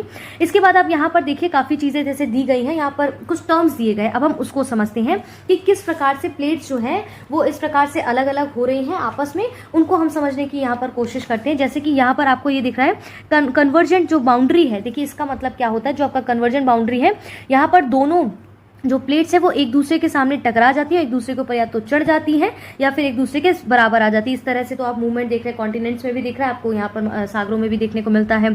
ठीक है, डाइवर्जेंट बाउंड्रीज में देखेंगे 2 प्लेट्स जो है वो अलग अलग दिशा में मूव कर जाती है, जैसे हमने यहाँ पर भी देखा था कि कैसे अलग अलग दिशा में ये मूव कर रही है। इसके बाद हम यहाँ समझते हैं, जैसे यहाँ पर आप देखेंगे ट्रांसफॉर्म बाउंड्रीज में यहाँ पर ऑपोजिट का जो एरियाज है उसमें यहाँ पर मूव करने की कोशिश करें। इस तरह से धीरे धीरे इसको हम और हिंदी में अगर समझे, कॉन्वर्जेंट बाउंड्रीज में जैसे देखें तो कह सकते हैं कि जैसे ये अभिसारित परिसीमा है, जिसमें कुछ प्लेट्स जो एक दूसरे के करीब आती हैं, अपसारित में देखेंगे एक प्लेट जो एक दूसरे से दूर जाती हैं। और इसके बाद हम तीसरा यहाँ पर देखते हैं, जो यहाँ पर लिखा हुआ है, ये क्षैतिज दिशा में ट्रांसफॉर्मर बड़े ऑपोजिट दिशा में देखते हैं जो है खिसकाव, इनका जो है विस्थापन होना शुरू हो जाता है क्षैतिज दिशा में। ठीक है। और इसीलिए आप देखते हैं जो वर्ल्ड की जो आप देखेंगे यहाँ पर जो विश्व के अधिकतर ज्वालामुखी और भूकंप संभावित क्षेत्र है वो प्लेट के किनारों पे ही अवस्थित होते हैं, लेकिन कुछ प्लेटों के अंदर भी पाए जाते हैं, ऐसी चीजें देखी गई है। और ये प्लेटें जो है वो उसमें लाखों वर्षों से हो रही गति के कारण महाद्वीपों की स्थिति और उनके आकार में चेंजेस आए हैं। और भारत की जो प्रेजेंट स्थलाकृति का विकास है वो भी इस प्रकार की गतियों से ही प्रभावित हुआ है। क्लियर है? चलिए अब हम आगे पढ़ते हैं, आगे समझते हैं इसमें नेचुरल रीजन ऑफ इंडिया यहाँ पर समझते हैं। यहाँ पर देखिए क्या बोला गया है कि इसको भी पिक्चर से देखिए, ज्योग्राफी क्या है, मैपिंग का पूरा खेल है। जिसने मैपिंग को समझ लिया उसने ज्योग्राफी को समझ लिया, इनडायरेक्टली हम कह सकते हैं। तो इसमें देखेंगे India is divided into 4 main natural regions of first order. These are, आप देखेंगे जैसे यहाँ पर ऐसा कहा जाता है कि किसी भी स्थान की भूवैज्ञानिक संरचना और उसकी प्रोसेस या उसका डेवलपमेंट की अवस्था का जो है परिणाम होती है। तो भारत में धरातलीय विविधताएं, बहुत सारी यहाँ पर विभिन्नताएं हैं जो बहुत महत्वपूर्ण है, जिसके बेस्ड पर हम भारत को इन कंडीशंस में जो कह सकते हैं भौगोलिक आकृतियों में इसको डिवाइड कर सकते हैं। आइए इसको भी समझते हैं। चलिए देखते हैं यहाँ पर जैसे नॉर्दर्न माउंटेनियस रीजन जो दिया गया है आपका, यानी कि उत्तर का पर्वतीय क्षेत्र। यहाँ पर देखिए क्या क्या चीजें हैं। यहाँ पर देखिए, यहाँ पर आपको नंबरिंग दी गई, ध्यान से देखिएगा। मैं इसको फिर से लोकेट कर देती हूँ, 1 3, माफी चाहती हूँ, इसको फिर से कर देती हूँ। देखिए जैसे उत्तर और उत्तर पूर्वी हिमालय यानी कि नॉर्थ और नॉर्थ ईस्ट हिमालय कहाँ से कहाँ तक जो विस्तारित है। आप देखिए ये जो यहाँ पर वन पूरा जो कवर कर रहा है ये एरिया, और इसका ये छोटा सा एरिया आप यहाँ पर देख सकते हैं। इसीलिए क्या कहा गया था, नॉर्थ ईस्ट हिमालय की बात की गई है। क्लियर है? इसके बाद देखिए दूसरा यहाँ पर क्या दिया गया है, सेकंड में आप यहाँ देखें उत्तर भारत का विशाल मैदान। यहाँ पर आप क्या है, ये आपका लार्ज प्लेन्स की बात कर रहा है ना, जो विशाल मैदान की बात कर रहा है लार्ज प्लेन्स की, वो आपका ये वाला एरिया कवर करता है। ठीक है, ये वाला एरिया आपका पूरा यहाँ पर कवर होता है। जस्ट नीचे उसके यहाँ पर आपको डेजर्ट यहाँ पर दिया गया है। यहाँ पर कह सकते हैं कि भारतीय मरुस्थल, इसमें भूल जाइए, इसको यहाँ देखिए जरा। भारतीय मरुस्थल जो है वो आपका कहाँ पर है, आप देखेंगे ये वाला थर्ड वाला, ये जो आपका राजस्थान वाला एरिया है वहाँ पर है। इसका प्रायद्वीपीय पठार जो आपके हैं ये आपका कहते हैं कि एक टेबल के आकार का कुछ इस प्रकार से यहाँ पर है। काफ़ी बड़े विस्तृत एरिया में आपको प्रायद्वीपीय पठार देखने को मिलता है, जिसका विकास, जिसका उत्थान बहुत प्राचीन समय से देखा गया है और माना जाता है। तटीय मैदान क्या क्या है, देखिए तटीय में जो आपका ये गुजरात वाला एरिया है, जितने भी समुद्र के किनारे ये तटीय एरिया होता है, ये सारा आपका भारत के द्वीप समूह यहाँ पर देखिए नंबर 6 दिए गए हैं, आपका अंडमान निकोबार द्वीप समूह। और ये सारी चीजें ये आपके किसमें, द्वीप समूह जो आइलैंड है उसमें कवर होता है। क्या ये चीजें क्लियर हो गई हैं अभी तक? चलिए अब हम आगे बढ़ते हैं। Apart from this division on the basics of the rocks structure, relief and tectonics activities, India is divided into 3 main and 6 sub physical geomorphic region. It is further categorized in 6 sub physical reason. ठीक है, 6 भागों में इसको भौतिक रूप से विभाजित किया गया। जैसे आपका नॉर्दर्न माउंटेन्स हो गया, इंडस गंगा प्लेन्स हो गया, ठीक है, थार का मरुस्थल हो गया, सेंट्रल हाईलैंड और डिक्कन प्लेटू हो गया, आपका दक्कन का पठार जो भी हमने देखा, थार का मरुस्थल हमने देखा, तटीय मैदान हमने देखा, और अब तटीय सागर और द्वीप, ये सब चीजें हमने यहाँ पर क्या क्या है कवर कर लिया है इनको। क्लियर है? मैप अगर बनाना चाहे तो मेंस के आंसर राइटिंग में जरूर बनाएगा, it's very helpful during the mains exam, और पीटी में तो है ही भाई आपके इंपॉर्टेंट। ठीक है, नॉर्दर्न माउंटेन्स रीजन की बात की जाए तो यहाँ पर देखिए प्लेट टेक्टोनिक्स की बात की हमने देख लिया है। तो प्लेट टेक्टोनिक्स का जो थ्योरी है उसमें कहते हैं कि उसके अनुसार हिमालय की जो उत्पत्ति है वो 2 महाद्वीपों के आपस में टकराने से, प्लेटेट्स के टकराने से हुई है। ठीक है, महाद्वीपों के टकराने से हुई है। जहाँ आज हम हिमालय पर्वत स्थित है वह एक विशाल सागर यानी कि तैतीस सागर स्थित था। कब तैतीस सागर कैसे था? ऊपर का आपका ये था कहते आपका अंगारा लैंड, इसके बाद यहाँ पर जो आपका गोंडवाना लैंड था उसके बीच का जो ये एरिया था वो क्या था? तैतीस सागर था। तो ये यहाँ पर एक विशाल सागर तैतीस सागर स्थित था। क्लियर है? इसके बाद आप ये मैंने आपको प्रॉपर्ली उस पर समझा दिया। देखिए यहाँ पर स्क्रॉल कर देती हूँ, यहाँ पर मैंने बेहतर तरीके से इसको डिफाइन कर दिया था और जो है रिप्रेजेंट कर दिया था, डिस्प्ले कर दिया था। चलिए नॉर्दर्न पार्ट में आप देखते हैं लॉरेंशिया और अंगारा भूमि, जिसमें क्या क्या कवर होता है। नॉर्दर्न एरिया में हमने अंगारा भूमि ये देखा था ना, अंगारा लैंड, और जो जिसको हमने देखा था लॉरेंशिया, उसमें क्या क्या है आपका पार्ट ऑफ एशिया, यूरोप और नॉर्थ अमेरिका आता है। यहाँ पर हमने देखा था इस प्रकार से ये क्या क्या आता है, एशिया, यूरोप, नॉर्थ अमेरिका आता है। क्या आप देख पा रहे हैं? यहाँ मैं इसको चेंज कर देती हूँ। यहाँ पर देखिए ये आपका क्या था? लॉरेंशिया था। ठीक है, नीचे वाला भाग आपका ये गोंडवाना लैंड में आता है, इसलिए तो आपका भारत कहाँ पर कवर होता है? भारत आपका गोंडवाना लैंड में कवर होता है। साउदर्न पार्ट आपका यानी कि दक्षिणी पार्ट गोंडवाना लैंड में क्या? Africa, south America, Australia, Indian peninsula, इसका मेडागास्कर और अदर्स इसमें आपके गोंडवाना लैंड में कवर होते हैं। क्लियर हो रहा है अभी तक चीजें? चलिए अब हम मूव करते हैं इसमें in the southern part of the Tethys सी, यहाँ पर देखेंगे टेथिस सागर जो है वो दक्षिण भाग के महाद्वीप का ही एक महाद्वीप था, जिसे गोंडवाना भूमि भी कहा गया था। ठीक है, इसके अवशेष आज दक्षिण अमेरिका के आप देखते हैं ईस्टर्न पार्ट में आप देखेंगे एरिया में, अफ्रीका, प्रायद्वीपीय भारत और ऑस्ट्रेलिया के रूप में काफी विद्यमान है। क्लियर है। इसके बाद हम देखते हैं यहाँ पर towards the end of Mesozoic area जो था आपका, यहाँ पर आप देखते हैं कि अगर हम यहाँ पर बात करें जो मध्य जीव कल्प की बात करता है, इसमें टेथिस सी जो आप देखते हैं, इसमें Tethys sea floor laying between the Gondwana land और अंगाना लैंड, हमने बताया था इन दोनों के बीच में जो था आपका ये एक तरह से बहता हुआ इस प्रकार से था। और कहते हैं कि Gondwana land continent broke the due to the impact displacement and Indian ocean was created in its place, but the rise of the Tethys sea floor did not end at all. ठीक है, अब जो टेथिस सागर आप देखते हैं ना, यहाँ पर बात की गई, तो टेथिस सागर जो आपका ये पूरा कह सकते हैं टेथिस सागर हो गया, या हम कह सकते हैं जो पूरा आपका यहाँ पर जो मैंने एरिया बताया था आपको, यहाँ पर जो मैंने एरिया बताया था कि जैसे आपका ये क्या है, पेंजिया है, ये पैंथालासा है, तो पैंथालासा ही आज के आप देखते हैं उसका कुछ भाग जो आज भी वर्तमान में वो हमारा किस रूप में है, प्रशांत महासागर के रूप में है। ठीक है, ये स्क्रॉल करना पड़ा है क्योंकि सब्जेक्ट ही ऐसा है, आपको बार बार बताना पड़ेगा इसमें चीज़ों को डिफाइन करके इंडिकेट करके। हिमालय की अगर बात की जाए तो आप देखते हैं लेटेस्ट फोल्डेड माउंटेन है, देखिए लेटेस्ट फोल्डेड माउंटेन है, तो सोचिए और भी कई होंगे जो काफी पुराने होंगे, हिमालय नवीनतम मोरदार और वलित पर्वतमाला है। ठीक है, अब देखिए यहाँ पर आप ज्ञान सर से व्हाट्सएप पे डायरेक्ट कांटेक्ट कर सकते हैं, आप हमारा यहाँ पर नंबर्स दिए गए स्टडी फॉर सिविल सर्विसेज के चैनल को सब्सक्राइब कर सकते हैं और यहाँ पर कांटेक्ट कर सकते हैं। देखिए northern mountains region can be divided into 3 parts, समझिएगा कैसे, ट्रांस एंड यहाँ पर तिब्बत हिमालय, ठीक है, Himalayan mountain region and Purvanchal की पहाड़ियाँ जो यहाँ पर दी गई हैं, वो यहाँ पर मैप आपको नहीं दिया गया, चलिए मैं इसको यहाँ पर एड ऑन कर देती हूँ क्योंकि काफ़ी नीचे है, तो यहाँ पर अगर होगा तो आप बेहतर समझ पाएंगे इसको। चलिए मैं कोशिश करती हूँ, चलिए इसको देखते जाइए, समझते जाइए। यहाँ पर trans and Tibetan Himalayan territory की बात कर रहा है, तो इसके बारे में डिटेलिंग भी पढ़ते जाएंगे, फिर हम आपको यहाँ पर मैप में समझाते भी जाएंगे। ठीक है, जैसे यहाँ पर ट्रांस हिमालय की बात करें तो it is also known as Tibet territory because it is a majorly located in Tibet. It is form fossilized marines sediments and its lower layer its made of up tertiary granite. यहाँ पर समझिए इसको और simple way में कि ये जो आपका महान हिमालय या इसको हम कह सकते हैं बृहद हिमालय भी कहा जाता है, ये अधिकांशतः भाग तिब्बत में होने के कारण से तिब्बतीय हिमालय भी कहा जाता है। इसमें आप देखेंगे काराकोरम, लद्दाख, जास्कर, कैलाश और आदि पर्वत श्रेणियां आती जिसको हम आगे पढ़ेंगे। ट्रांस हिमालय का निर्माण की बात की जाए तो हिमालय से भी पहले इसका जो है हो चुका था निर्माण, और ये सबसे ऊंची चोटी जो गॉडवन K2 है वो भी यहाँ पाई जाती है, इसको हम समझेंगे, धैर्य रखिएगा। यहाँ पर ये ऊपर के एरिया की इसकी बात कर रहा है। ठीक है, इसके बाद ट्रांस हिमालय की काराकोरम श्रेणी को उच्च एशिया की रीढ़ यानी कि बैकबोन ऑफ हाई एशिया भी कहते हैं, इसको हम आगे समझेंगे। इसके बाद हम देखते हैं यहाँ पर देखते हैं there is a lack of vegetation in this part, there are 3 categories in this state, Karakoram range, Ladakh range, Zanskar category. देखिए काराकोरम रेंज की बात कर रहा है, यहाँ पर देखिए काराकोरम आपका जो है वो ये रेंज है, लद्दाख श्रेणी, जास्कर श्रेणी। ठीक है, इसका जो सिंधु नदी आपकी आती है वो जास्कर और लद्दाख के बीच से होते हुए यहाँ से निकलती है, और जो K2 की बात करें उसको हम पढ़ेंगे अभी आगे। जैसे काराकोरम रेंज को अगर हम समझें यहाँ पर तो समझने की कोशिश करिएगा, काराकोरम रेंज में क्या कह रहे हैं कि आप देखेंगे कि काराकोरम रेंज भारत का सबसे उत्तरी पर्वत है। इसको देखिए वहीं लोकेशन पे जाके समझते हैं। जैसे काराकोरम की बात कर रहा है कि ये भारत का सबसे ऊपर का उत्तरी पर्वत है और ये एशिया की पीठ कहते हैं, यही मैंने आपको बताया क्या था, backbone of the high Asia. और भारत की सबसे ऊंची जो है गॉडविन ऑस्टिन यानी कि माउंट K2 की बात कर रहा है। यहाँ पर मैं इसको हाईलाइट करती हूँ इस तरह से, यहाँ पर आपका ना ये K2 है, देखिए ये K2 है आपका यहाँ पर। ठीक है, तो K2 जो है वो यहीं पर अवस्थित है, काराकोरम की नुवा घाटी में ही सियाचिन ग्लेशियर भी आता है। इसके बाद हमने क्या पढ़ा था, यहाँ पर लद्दाख जो श्रेणी है उसमें देखिए काराकोरम के दक्षिण में, देखिए काराकोरम के जस्ट साउथ में आपको देखने को मिलती है लद्दाख श्रेणी का जो वेस्टर्न एरिया, जो माफी चाहती हूँ ईस्टर्न एरिया, उसमें कैलाश श्रेणी भी आपकी यहाँ पर आती है। ठीक है, यहाँ पर ईस्टर्न में, इसके ईस्ट की बात करें यहाँ पर आपके कैलाश श्रेणी है, और तिब्बत और चीन जो है इसी में आप देखेंगे यहाँ पर कवर हुए हैं। इसके बाद यहाँ पर आता है आपका जास्कर की श्रेणी जो है वो ये लद्दाख श्रेणी के जस्ट दक्षिण में, महान हिमालय के उत्तर में और लद्दाख श्रेणी के दक्षिण में स्थित है। लद्दाख श्रेणी जास्कर श्रेणी के बीच सिंधु नदी घाटी यहाँ पर बहती है, ये मैंने आपको क्लियर कर दिया था।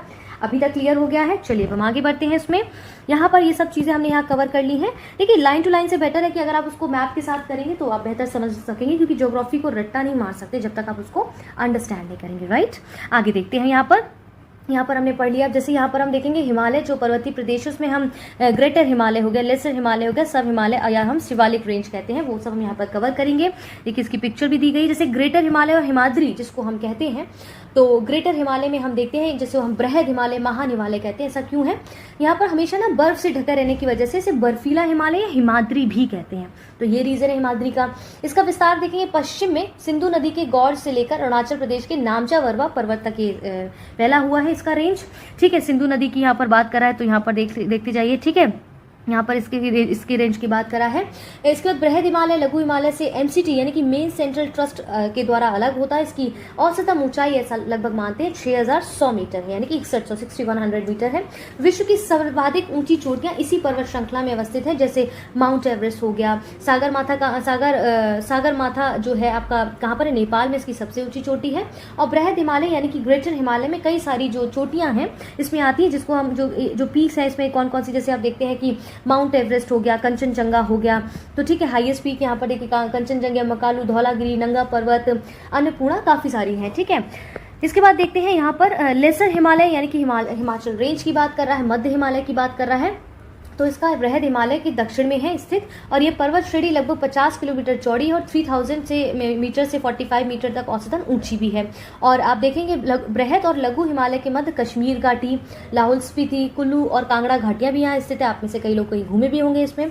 कश्मीर घाटी में हिमोर निक्षेप द्वारा निर्मित कई सारी संरचनाएं जिनको करेवा भी कहते हैं, और केसर की खेती के लिए सर्वाधिक प्रसिद्ध और जिसे जीआई टैग भी दिया गया है, आप देखेंगे जब इसमें आगे। अब देखिए यहाँ पर there are several small ranges under the lesser Himalaya which are follows. Pir Panjal range हो गया, ठीक है, पीर पंजाल श्रेणी आप देखेंगे जम्मू कश्मीर में है। ठीक है, इसको ध्यान रखिएगा, जम्मू कश्मीर के रेंज में आपको मिलती है। इसके बाद धौलाधर श्रेणी जो है, धौलाधर रेंज जो हिमाचल प्रदेश, यहाँ कांगड़ा कुल्लू की प्रसिद्ध घाटियां भी हैं। जो आपका आप कह सकते हैं निकतब्बा जो रेंज है वो आपका यहाँ पर आप देखते हैं, यहाँ पर ये श्रेणी भी है। इसके बाद यहाँ पर महाभारत रेंज जो है वो आपका कहाँ पर है? नेपाल में आपको देखने को मिलती है। इसके बाद लास्ट नॉट द लीस्ट आप यहाँ पर क्या देखते हैं? शिवालिक रेंज जो है, अदर हिमालयन रेंज जो है उसको हम समझते हैं, यानी कि यहाँ पर आउटर हिमालयन की बात करता है। तो हिमालय के सबसे दक्षिण की श्रेणी कौन सी? शिवालिक श्रेणी के नाम से जाना जाता है। यहाँ पर देखिए शिवालिक रेंज ये दिया गया है आपका। ठीक है, ये पीर पंजाल यहाँ पर आपको देखता है, ये ग्रेटर हिमालय है। ठीक है, ये सब चीज़ें आप जाके मैप पे खुद से भी देखिएगा। यहाँ पर इतना ही आपको बता सकती हूँ क्योंकि एक सीमा है। देखिए ग्रेटर हिमालय की रेंज यहाँ पर देखने को मिलती है, इसको समझेंगे अभी हम आगे।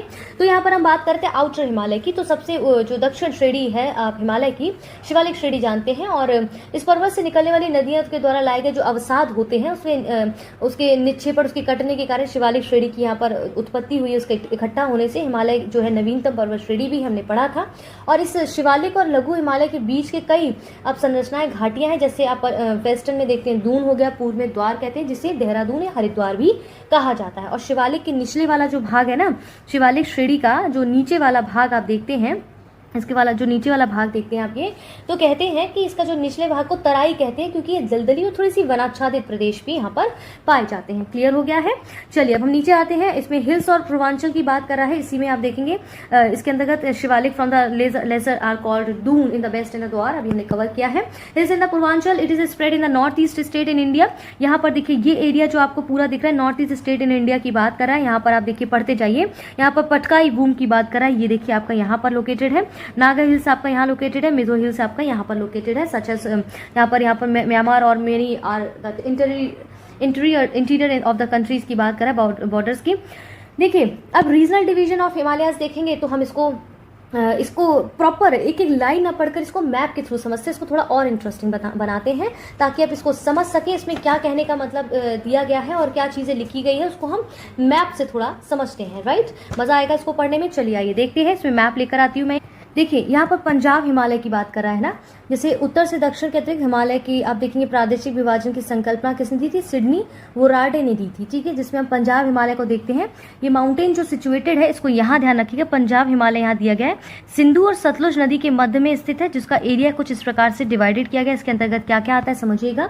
इसमें देखेंगे कि आपकी ये लंबाई जो है वो 560 किलोमीटर, जिसमें कश्मीर हिमालय, हिमाचल हिमालय, काराकोरम, लद्दाख, पीर पंजाल, जास्कर, धौलावीरा पर्वत श्रेणियां इसके अंतर्गत आप देख सकते हैं। इसके बाद आता है आपका कुमायूं हिमालय, जिसमें सतलुज और काली नदी के मध्य में ये अवस्थित है। ये पूरा एरिया यहाँ पर देखेंगे कि काली नदी के बीच, सतलुज काली नदी के बीच अवस्थित है और 320 किलोमीटर इसका जो एरिया है।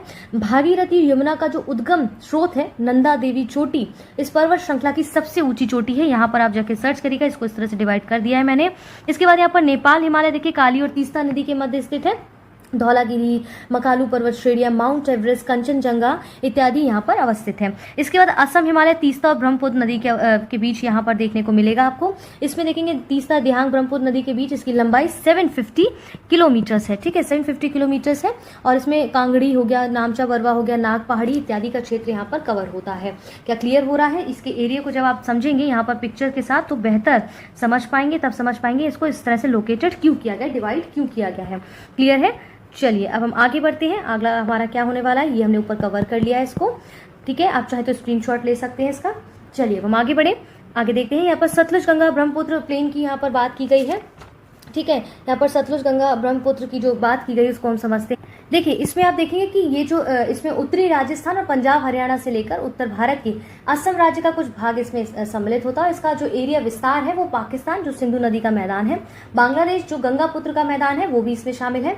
ये मैदान आप देखेंगे सतलुज हो गया, गंगा, ब्रह्मपुत्र और इनकी बहुत सारी जो सहायक नदियां उनको लाकर जमा की गई, यानी कि जलोढ़ मिट्टी की जो काप मिट्टी से बना हुआ है और ये बहुत ज्यादा उपजाऊ है, ठीक है। Hence it is very fertile, ठीक है। The Aravalli mount range acts as a watershed between the Indus Sutlej group and the Ganges river group. So the western and the eastern part in this of this plain are called the western and eastern plains respectively. ठीक है। आप यहाँ पर देखते हैं कि जैसे पाताल तोड़ कुएं हो गए, ठीक है। इसके बाद आप देख पाताल तोड़ कुएं ऐसे प्राकृतिक जल स्रोत माने जाते हैं जो धरातल से खुद ही, धरती से खुद ही अपने आप प्रकट होते हैं और सतह पर जल निकलता रहता है। और कुछ इसमें होते हैं जो मानव के द्वारा उनको तोड़कर वहां से जो है कुआं उसका निर्माण किया जाता है। जैसे आप देखते हैं पाताल कोड़ कुएं जो है वो भारत में तराई क्षेत्र में पाए जाते हैं। इसके बाद हम देखते हैं हिमालयन रेंज की बात की गई है। वहां पर हिमालयन जो पर्वत श्रेणियां यदि नहीं होती तो इसका इंपॉर्टेंस देखिए क्या कह रहे हैं कि जो भारत के अधिकांश भाग है ना, जैसे साइबेरिया से आने वाली जो ठंडी लहरें हैं उनका भी हमें बहुत ज़्यादा अनुभव होने लगता है अगर हमारी हिमालय रेंज नहीं होती हमारी। सिंधु गंगा मैदान इतनी सुविस्तृत जलोढ़ मृदा से वंचित रहता, ठीक है। मानसून का जो प्रेजेंट टाइम में हम इतना लाभ उठा पा रहे हैं वो भी हम उससे वंचित रहते हैं। इसके बाद कह रहे हैं जैसे गोंडवाना जो रॉक्स है ना, वो क्या है, गोंडवाना शैलों में पाया जाने वाला विशाल भंडार कोयले का यहीं पर पाया जाता है। और हिमालय पर्वत जो है वो वलित पर्वत का एक बहुत बड़ा उदाहरण है। भारत का विशाल मरुस्थलीय भाग थार का मरुस्थल है, हमने भी पढ़ा था, ठीक है। इसके बाद यहाँ पर आपको और चीजें दी गई थी, जैसे यहाँ पर ओरिजिन द डेक्कन ट्रैप दिया गया था। क्रिटेशियस काल के अंतिम चरण में हुआ। पश्चिमी घाट पर्वत की उत्पत्ति कब हुई थी? सैनज युग उत्तर न्यूनतम काल में। अरावली पर्वत की उत्पत्ति प्री कैम्ब्रियस युग में हुई थी। इसके बाद यहाँ पर प्लिस्टोसीन पीरियड में यानी कि अत्यंत न्यूनतम काल में नर्मदा ताप्ती जलोढ़ की यहाँ पर निक्षेपण शुरू हुआ था। क्लियर है? इसके बाद देखते हैं केरल के कट्टानाड भारत का न्यूनतम सबसे ऊंचाई वाला यहाँ पर क्षेत्र है। महाद्वीपीय विस्तार सिद्धांत के अनुसार जो भारत का स्थल है वो पिंड गोंडवाना लैंड का भाग है। ये सब हम ऊपर कवर कर चुके हैं सारी चीजें। भारत के पश्चिमी तट वेस्टर्न जो एरिया है उसका निर्माण भूमि के उत्थान और निर्गमन के कारण हुआ था। It is a plain terrain which was separated from the Indian peninsular through Malda gap due to faulting, ठीक है। इसके बाद यहाँ पर हिमालय के तराई क्षेत्रों में पाताल तोड़ कुएं पाए जाते हैं, ये यहाँ पर हम ऊपर देख चुके थे। क्लियर है? चलिए अब हम थर्ड सब्जेक्ट की ओर मूव करते हैं, जिसमें हम इंडियन इकोनॉमी के जो इंपॉर्टेंट डेफिनेशंस है, इंपॉर्टेंट टर्म्स है, उनके डेफिनेशंस को इकोनॉमी से संबंधित यहाँ पर हम समझेंगे। अभी तक जितना पढ़ा है एंशिएंट हिस्ट्री का कुछ हिस्सा और हमने इंडियन ज्योग्राफी के कुछ हिस्से को यहाँ पर कवर किया। आई होप आपको अच्छे से समझ आया होगा और पसंद भी आया होगा, ठीक है। चलिए अब हम इसमें थर्ड पढ़ते हैं इंडियन इकोनॉमी के कुछ टर्म्स। चलिए देखिए, एक्सपोर्ट प्रमोशन क्या होता है? निर्यात संवर्धन। एक्सपोर्ट प्रमोशन समझते हैं क्या है इन शॉर्ट। जैसे क्या होता है ना कि गवर्नमेंट क्या करती है अपनी इकोनॉमिक ग्रोथ को बढ़ाने के लिए, ठीक है, और जो विदेशी मुद्रा भंडार है उसको कमाने के उद्देश्य से इसको अपनाती है। कई नई नई पॉलिसीज लाती है ताकि हमारी इकोनॉमिक ग्रोथ हो सके और हमारी वही कहीं ना कहीं विदेशी मुद्रा के भंडारण भी बढ़ाए जा सके, ठीक है। इसके बाद एम्प्लॉयज कौन होते हैं? भाई देखिए, जो खुद भी काम करते हैं और अपने बिजनेस के द्वारा उसको बड़ा करते हैं और उसमें लोगों को काम देते हैं और उनको जो है कह सकते हैं श्रमिक भी देते हैं और उनकी सहायता से श्रमिकों को इस उद्यम को चलाने में काम भी करते हैं वो, ठीक है। क्वांटिटेटिव रिस्ट्रिक्शंस की बात करते हैं। इसमें देखिए इसमें क्या होता है, जो हमारे आप देखेंगे रिस्ट्रिक्शंस होता है कुछ चीज़ों पे कि देखिए उदाहरण के तौर पे जैसे हम देखते हैं चाइना का माल कितना ज़्यादा सस्ता भी कभी कभी मार्केट में, इंडियन मार्केट में देखने को मिलता है। तो क्या करती है गवर्नमेंट, उनके जो आप देखते हैं जो उनके माल होता है उस पर क्या करती है कि थोड़ा सा इंपोर्ट और एक्सपोर्ट ड्यूटीज़ ज़्यादा बढ़ा देती है, उन पर टैक्सेस ज़्यादा बढ़ा देती है, ताकि हमारे जो इंटरनल प्रोडक्ट्स है ना, इंटरनल डोमेस्टिक जो इंडस्ट्री हमारी, उसको हार्म ना पहुंचे। भाई आप बाहर से लाकर इतना सस्ता माल आप चाइना के माल को बेचोगे तो भाई इंडियन मार्केट में जो बन रहा है प्रोडक्ट्स उनको तो हानि हो जाएगी, वहाँ पर बेचने वाले लोगों को हानि हो जाएगी ना, तो हमें लॉस होगा। इसलिए बाहर से आने वाला जो जैसे चाइना प्रोडक्ट या कोई भी अदर कंट्री का कोई प्रोडक्ट अगर सस्ता मिल रहा है तो उस पर इतने टैक्सेस लगाए जाएंगे ताकि डोमेस्टिक इंडस्ट्री को हार्म ना पहुंचे, उसको कोई नुकसान ना। इसके बाद देखते हैं फैमिली लेबर वर्कर। अब भाई देखिए इसमें कह रहे हैं कि जो घर में लोग काम करते हैं उनके लिए यहाँ पर पारिवारिक श्रम होना चाहिए। अब देखिए हम सब जैसे अपने घरों में काम करते हैं तो क्या हमें पारिवारिक श्रम मिलता है? हमें क्या कोई सैलरी मिलती है उसको करने की? बिल्कुल भी नहीं। वही चीज़ें समझाने की कोशिश की। एस्टेब्लिशमेंट को अगर हम समझें तो यहाँ पर देखेंगे कि ऐसे उद्यम जिनमें वर्ष के अधिकांश अवधि में पारिश्रमिक पाने वाला श्रमिक अवश्य काम करता है, मतलब लास्ट में उसको अपनी सैलरी मिलती है। उद्यम किसी उद्योग में जो जिसमें ईयर के एंड में जो परिश्रम करता है उसके पारिश्रमिक एक कह सकते हैं उसकी अर्न जो पैसा करता है वो उसको लास्ट में उसके काम के लिए उसको दिया जाता है। ठीक है, बहुत सारे यहाँ पर एग्जांपल्स दिए गए हैं इकोनॉमिक के, यूरोप यूनियन एक्सेट्रा, तो अभी इतना वो ऐसे मतलब इंपॉर्टेंट नहीं, इसको सिर्फ हमें इन शॉर्ट समझना था। फॉरेन डायरेक्ट इन्वेस्टमेंट समझे हम तो यहाँ पर देखते हैं कि जैसे जो किसी देश की जो आंतरिक संरचनाओं और हम कहते हैं संस्थाओं में विदेशी परिसंपत्तियों का निवेश जो होता है वो हम फॉरेन डायरेक्ट इन्वेस्टमेंट की कैसे बाहर की कंपनियां आके हमारे देश में स्टेब्लिश होती हैं, वहाँ के आसपास की लोकेशन लैंड को यूज़ करती हैं, इसके बाद यहाँ के प्रोडक्ट्स को यूज़ करती हैं, यहाँ पर रॉ मटेरियल यूज़ करती हैं, यहाँ के लोगों को रोज़गार देती हैं। तो कहीं ना कहीं चाहे वो डायरेक्टली या इनडायरेक्टली, चाहे वो अच्छा हो या बुरा, दोनों ही कंडीशंस में देश के काम आती रही हैं। लेकिन ध्यान रखिएगा यहाँ पर क्या है, it does not include foreign investment in the stock market. जो आप देखेंगे शेयर बाजार में लगी जो विदेशी पूंजी है वो इसमें शामिल नहीं की जाती है। पर कैपिटा इनकम क्या है, देखिए इसमें आप देखेंगे कि पर कैपिटा इनकम में क्या होता है आपका कि एक पर्टिकुलर टाइम पीरियड में उसमें नेशनल इनकम और टोटल जो नेशनल पॉपुलेशन है उसका रेशियो निकाल लिया जाता है, उससे आपको पर कैपिटा इनकम आ जाता है। देखिए मोर्टेलिटी रेट जो है आपका, यानी कि समझ सकते हैं कि मातृत्व मृत्यु दर जो है वो आप देखिए यहाँ क्या है, it is the relationship between the number of maternal death due to the child bearing by the number of the live birth और by the sum of the live birth and यहाँ पर मतलब बेसिकली ये कि कितने बच्चों को जन्म देते समय माताओं की मृत्यु इत्यादि जो है वो हो जाती है। यहाँ पर वो चीज़ कहने की एक साल के अंतर्गत की बात कर रहा है। ठीक है, बजटरी डेफिशिएट की बात करें तो सिचुएशन में द गवर्नमेंट्स इनकम, आप देखेंगे गवर्नमेंट की जो आय है और उसके जो टैक्स रिसीव किए जाते हैं वो जो है वो पूरे नहीं पड़ पाते उनके व्यय को करने में, तो क्या दिखाता है आपका बजटरी डेफिशिएट, यानी कि उसका बजट घाटा दिखाता है कहीं ना कहीं। ठीक है, ब्रुटेंट लैंड जो आपका कमीशन था वो क्या था, इसको समझते हैं।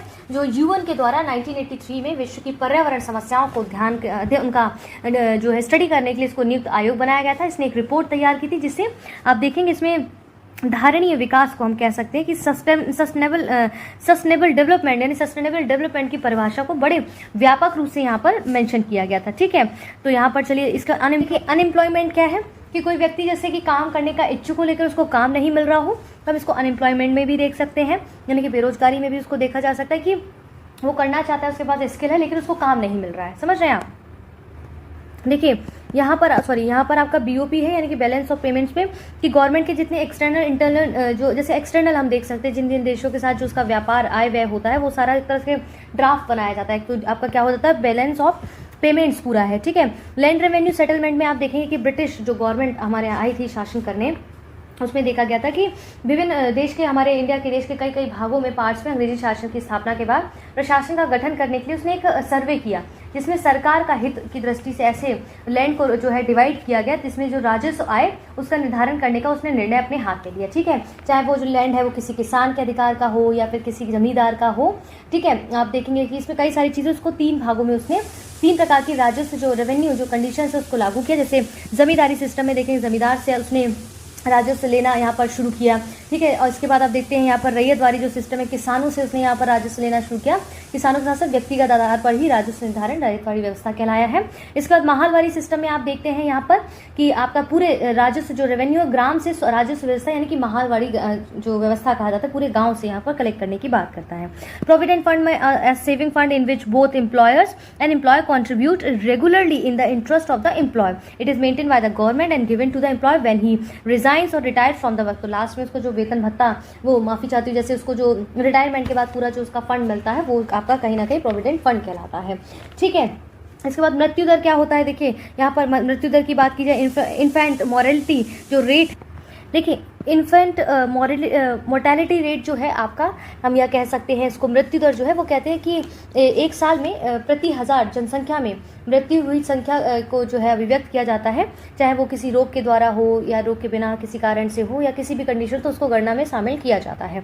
मुद्रास्फीति इन्फ्लेशन क्या है, इन शॉर्ट समझते हैं। जैसे पहले मान लीजिए 10 रुपये में हम यहाँ पर 2 समोसा खरीदते थे और अब क्या हो गया है कि अब हम सिर्फ 1 समोसा खरीदते हैं। फॉर एग्जांपल जैसे हम बताते हैं कि 1 समोसा खरीदे तो इससे क्या पता चला, हमारा जो करेंसी है उसकी वैल्यू क्या हुई, डाउन हो गई और वस्तु की कीमत बढ़ गई है। तो क्या कहलाता है आपका, मुद्रास्फीति इन्फ्लेशन कहलाता है। नेशनल प्रोडक्ट इनकम NPI आप देखेंगे क्या है कि जो देश की उत्पाद, जिसमें देश में एक किसी देश में अंदर आप देखेंगे उत्पादित जो वस्तुएं हैं उनको और जो सर्विसेज हैं उनका जो वैल्यू है वो, और जो विदेशों से प्राप्त होने वाली आय का जो योगफल है वो क्या कहलाता है आपका, नेशनल प्रोडक्ट इनकम कहलाता है। मॉर्बिडिटी अगर हम कहें तो क्या होता है कि जैसे आप देखते हैं बीमार पड़ने की जो प्रवृत्ति होती है, और इसमें देखते हैं हमारे देश में इसके 2 प्रमुख कारण हैं, जैसे श्वास संक्रमण हो सकता है, डायरिया हो सकता है, इत्यादि चीज़ों को यहाँ पर रुग्णता बेसिकली इसको कहते हैं। कैरिंग कैपेसिटी की अगर मैं बात करूँ तो देखते हैं कि एक घनत्व विशेष में आप देखेंगे ऐसा मेजरमेंट किया जाता है, घनत्व विशेष में जो पॉपुलेशन उसको धारण करने की जो उसके परिवेश की जो क्षमता है, कैपेसिटी है, वो कितनी है, कि इससे कि इसकी अधिक तकनीकी परिभाषा हम इस प्रकार से कह सकते हैं कि घनत्व आधारित जनसंख्या का अधिकतम आकार, या हम कह सकते हैं कि कितनी ज़्यादा पॉपुलेशन है, वहाँ का जो एरिया है वो कैसा वहन कर पा रहा है उसको, वहाँ का जो नेचर पे उसका ज़्यादा पॉपुलेशन का तो असर नहीं पड़ रहा है, बहुत ज़्यादा डिपेंडेंसी तो नहीं बढ़ रही है अपने नेचर को, उससे तो कहीं ना कहीं हास नहीं हो रही, तो कितनी क्षमता है उस घनत्व विशेष पर जनसंख्या को धारण करने की परिवेश की क्षमता।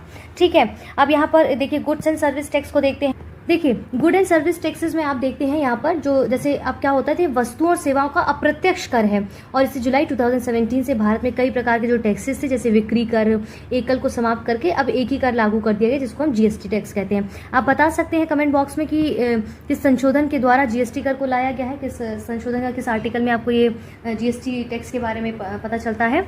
देखिए GDP क्या होता है, the total value of final goods and service produced with in a country borders in area.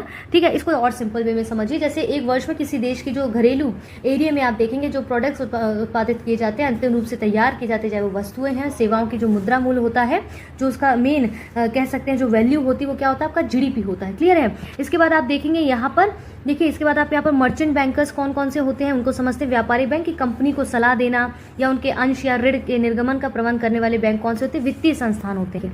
देखिए डिफॉल्टर्स कौन होते हैं, failure to make repayment of the principal and the interest on dept, for example sovereign डेप्ट। जैसे इसको ऐसे देखते हैं कि जैसे हमारा जो कहते हैं ना कि उन्होंने ऋण लिया, काफी ऋण लिया, उसका ब्याज का भुगतान नहीं कर पाया और दिवालिया हो गए, जैसे कई नीरव मोदी जैसे कई लोग हैं, जिसमें गवर्नमेंट के भी यहाँ पर आप देखेंगे कई ऐसे इंटरनेशनल फाइनेंशियल इंस्टीट्यूशन भी हैं, और इसमें आप देखते हैं cause of loss of credit, अपनी साख को कहीं ना कहीं खो देते हैं, इस तरह से ऋण को लेकर और समय पर उसका ब्याज वगैरह का भुगतान नहीं कर पाते हैं, तो वो कहीं ना कहीं अपनी साख को खो देते हैं। ठीक है, अब यहाँ पर दिया गया फाइनेंशियल इंस्टीट्यूशन में देखेंगे कि बचतों का संग्रह और आवंटन से जुड़े कुछ संस्थान होते हैं, जिनमें व्यावसायिक, सरकार, सहकारी, विकास बैंक, निवेश इत्यादि इंस्टीट्यूशन इसमें शामिल होते हैं। फिजिकल पॉलिसी को हम देखें तो यहाँ पर आर्थिक गतिविधियों का निगमन या कह सकते हैं सरकारी जो खर्च हो रहा है उसका प्रयोग क्या है, आपका फिजिकल पॉलिसी के अंतर्गत आता है।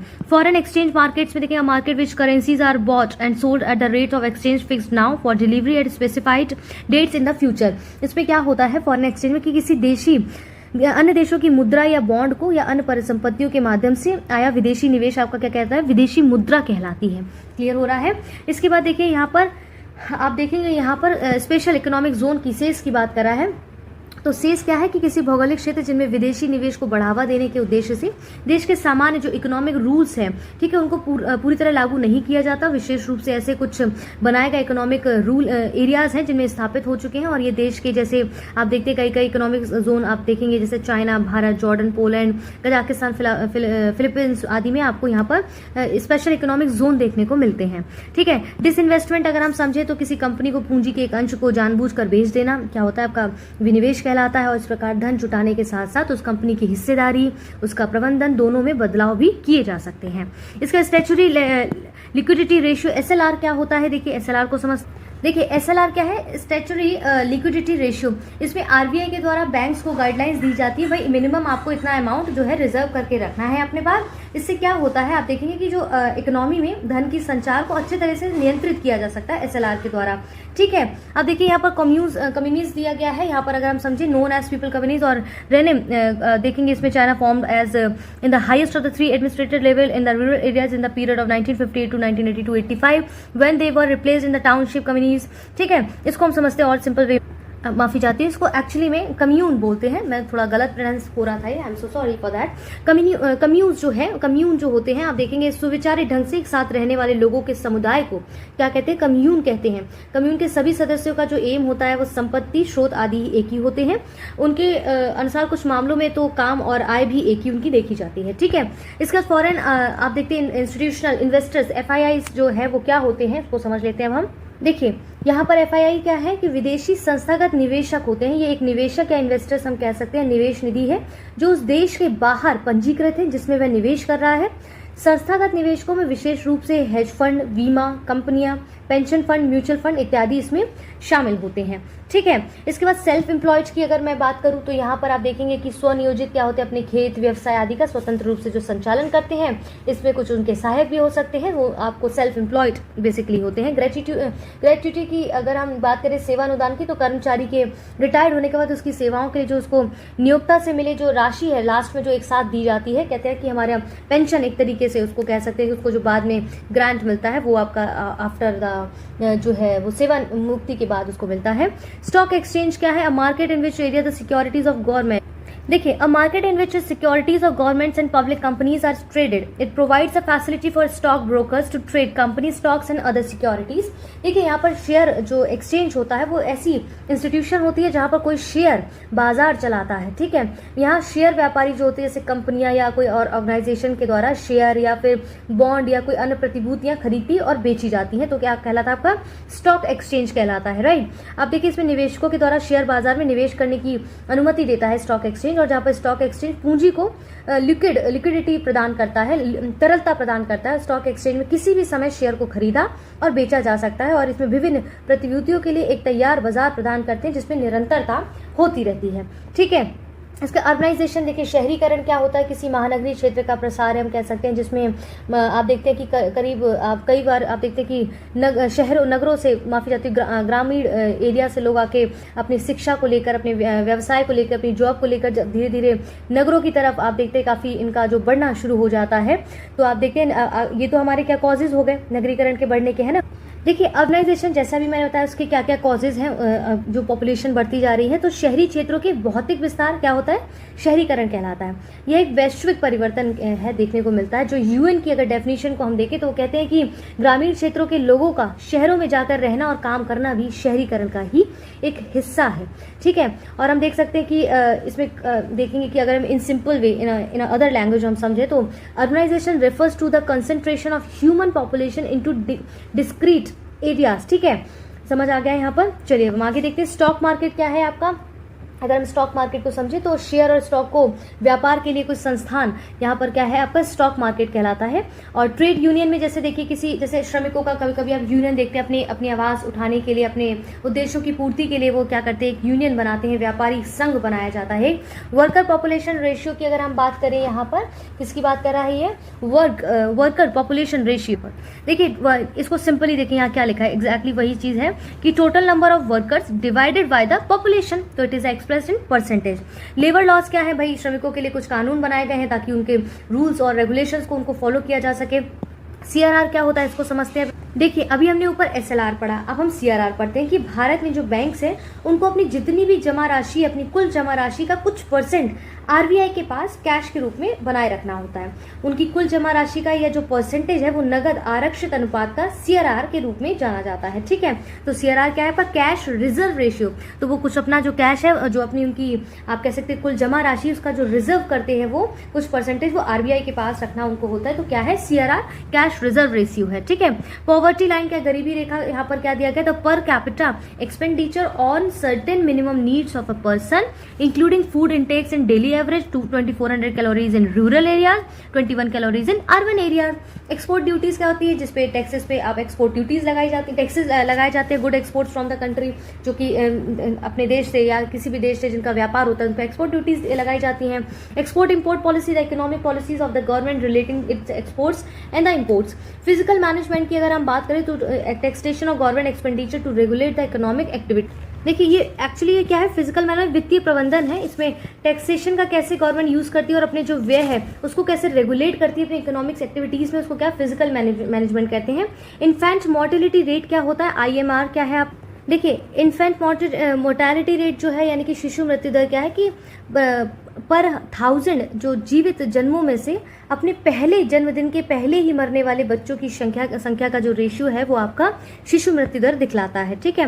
मटरनल मोर्टेलिटी रेट की अगर बात करें तो प्रति 1 लाख जीवित बच्चों के जन्म पर जो माताओं की मृत्यु को मातृत्व मृत्यु दर यानी कि MMR कहते हैं। ठीक है। टोटल फर्टिलिटी रेट टोटल कुल प्रजनन दर की बात की जाए तो देखेंगे इसमें क्या है कि इसको हम समझते क्या है, total fertility rate is the sum of the age specific fertility rates for all women multiply by 5। इसको और सिंप्लीफाई करते हैं। देखिए इसमें क्या है, टोटल फर्टिलिटी रेट में कि प्रजनन दर का अर्थ होता है कि बच्चे पैदा कर सकने की आयु जो है आमतौर पर 15 से 49 वर्ष की मानी जाती है। और इसमें आयु वाली जो प्रति 1000 स्त्रियों की इकाई के पीछे जीवित जन्म बच्चों की जो संख्या है उसको हम TFR में मेंशन करते हैं, उसको समझते हैं। लेकिन आप देखेंगे जो जन्म या मृत्यु दर की तरह यह भी दर जो है वो कह सकते हैं कि संपूर्ण जनसंख्या के लिए मोटे तौर पर एक औसत दर होती है। ठीक है। इसमें विभिन्न आयु वर्ग में पाए जाने वाले अंतर का कोई ध्यान बेसिकली नहीं रखा जाता है। तो इसको हम क्या देख सकते हैं, जो कि मैंने यहाँ पर पढ़ के आपको समझाया था, बेसिकली वही है आपका TFR। ठीक है। इसके बाद आप देखते हैं GPI क्या है, जेंडर पैरिटी इंडेक्स क्या है आपका, कि इसमें देखते हैं कि प्राथमिक शिक्षा या प्राइमरी एजुकेशन में जेंडर समता सूचकांक जो है वो एजुकेशन के प्राइमरी स्तर पर जो छात्र और छात्राएं हैं उनका रेशियो कितना है, वहां पर नामांकन जो है वो उनमें रजिस्टर्ड है, वो कितना रेशियो छात्र और छात्राओं के बेसिस पर। ठीक है। इसके बाद सेक्स रेशियो क्या है भाई, लिंगानुपात की बात कर रहे हैं। इसमें एक जनसंख्या में पुरुष और महिलाओं का अनुपात की बात करें कि पर 1000 पर आप देखते हैं कि जो पुरुष हैं उस पर महिलाओं की संख्या कितनी है बेसिकली, तो आपका सेक्स रेशियो कहलाता है। तो अभी तक हमने यहाँ पर एंशियंट हिस्ट्री पढ़ा है ऊपर, इसके बाद हमने इंडियन ज्योग्राफी पढ़ा था, फिर हमने इंडियन इकोनॉमी पढ़ा था। ठीक है। तो ये तीनों सेक्शंस हमने कवर किए। इसमें अगर वीडियो लेंदी है तो उसको अंडरस्टैंड करिए, क्योंकि इसमें हमने ज़्यादा से ज़्यादा फैक्ट कवर करने की कोशिश की ताकि समराइज रूप से आप पूरे अच्छे से तैयारी कर सकें, आपको कहीं और भटकने की जरूरत ना पड़े। इसी तरह से अपना सहयोग और अपना विश्वास हमें देते रहिए। अपना ध्यान रखिए। जय हिंद, जय भारत।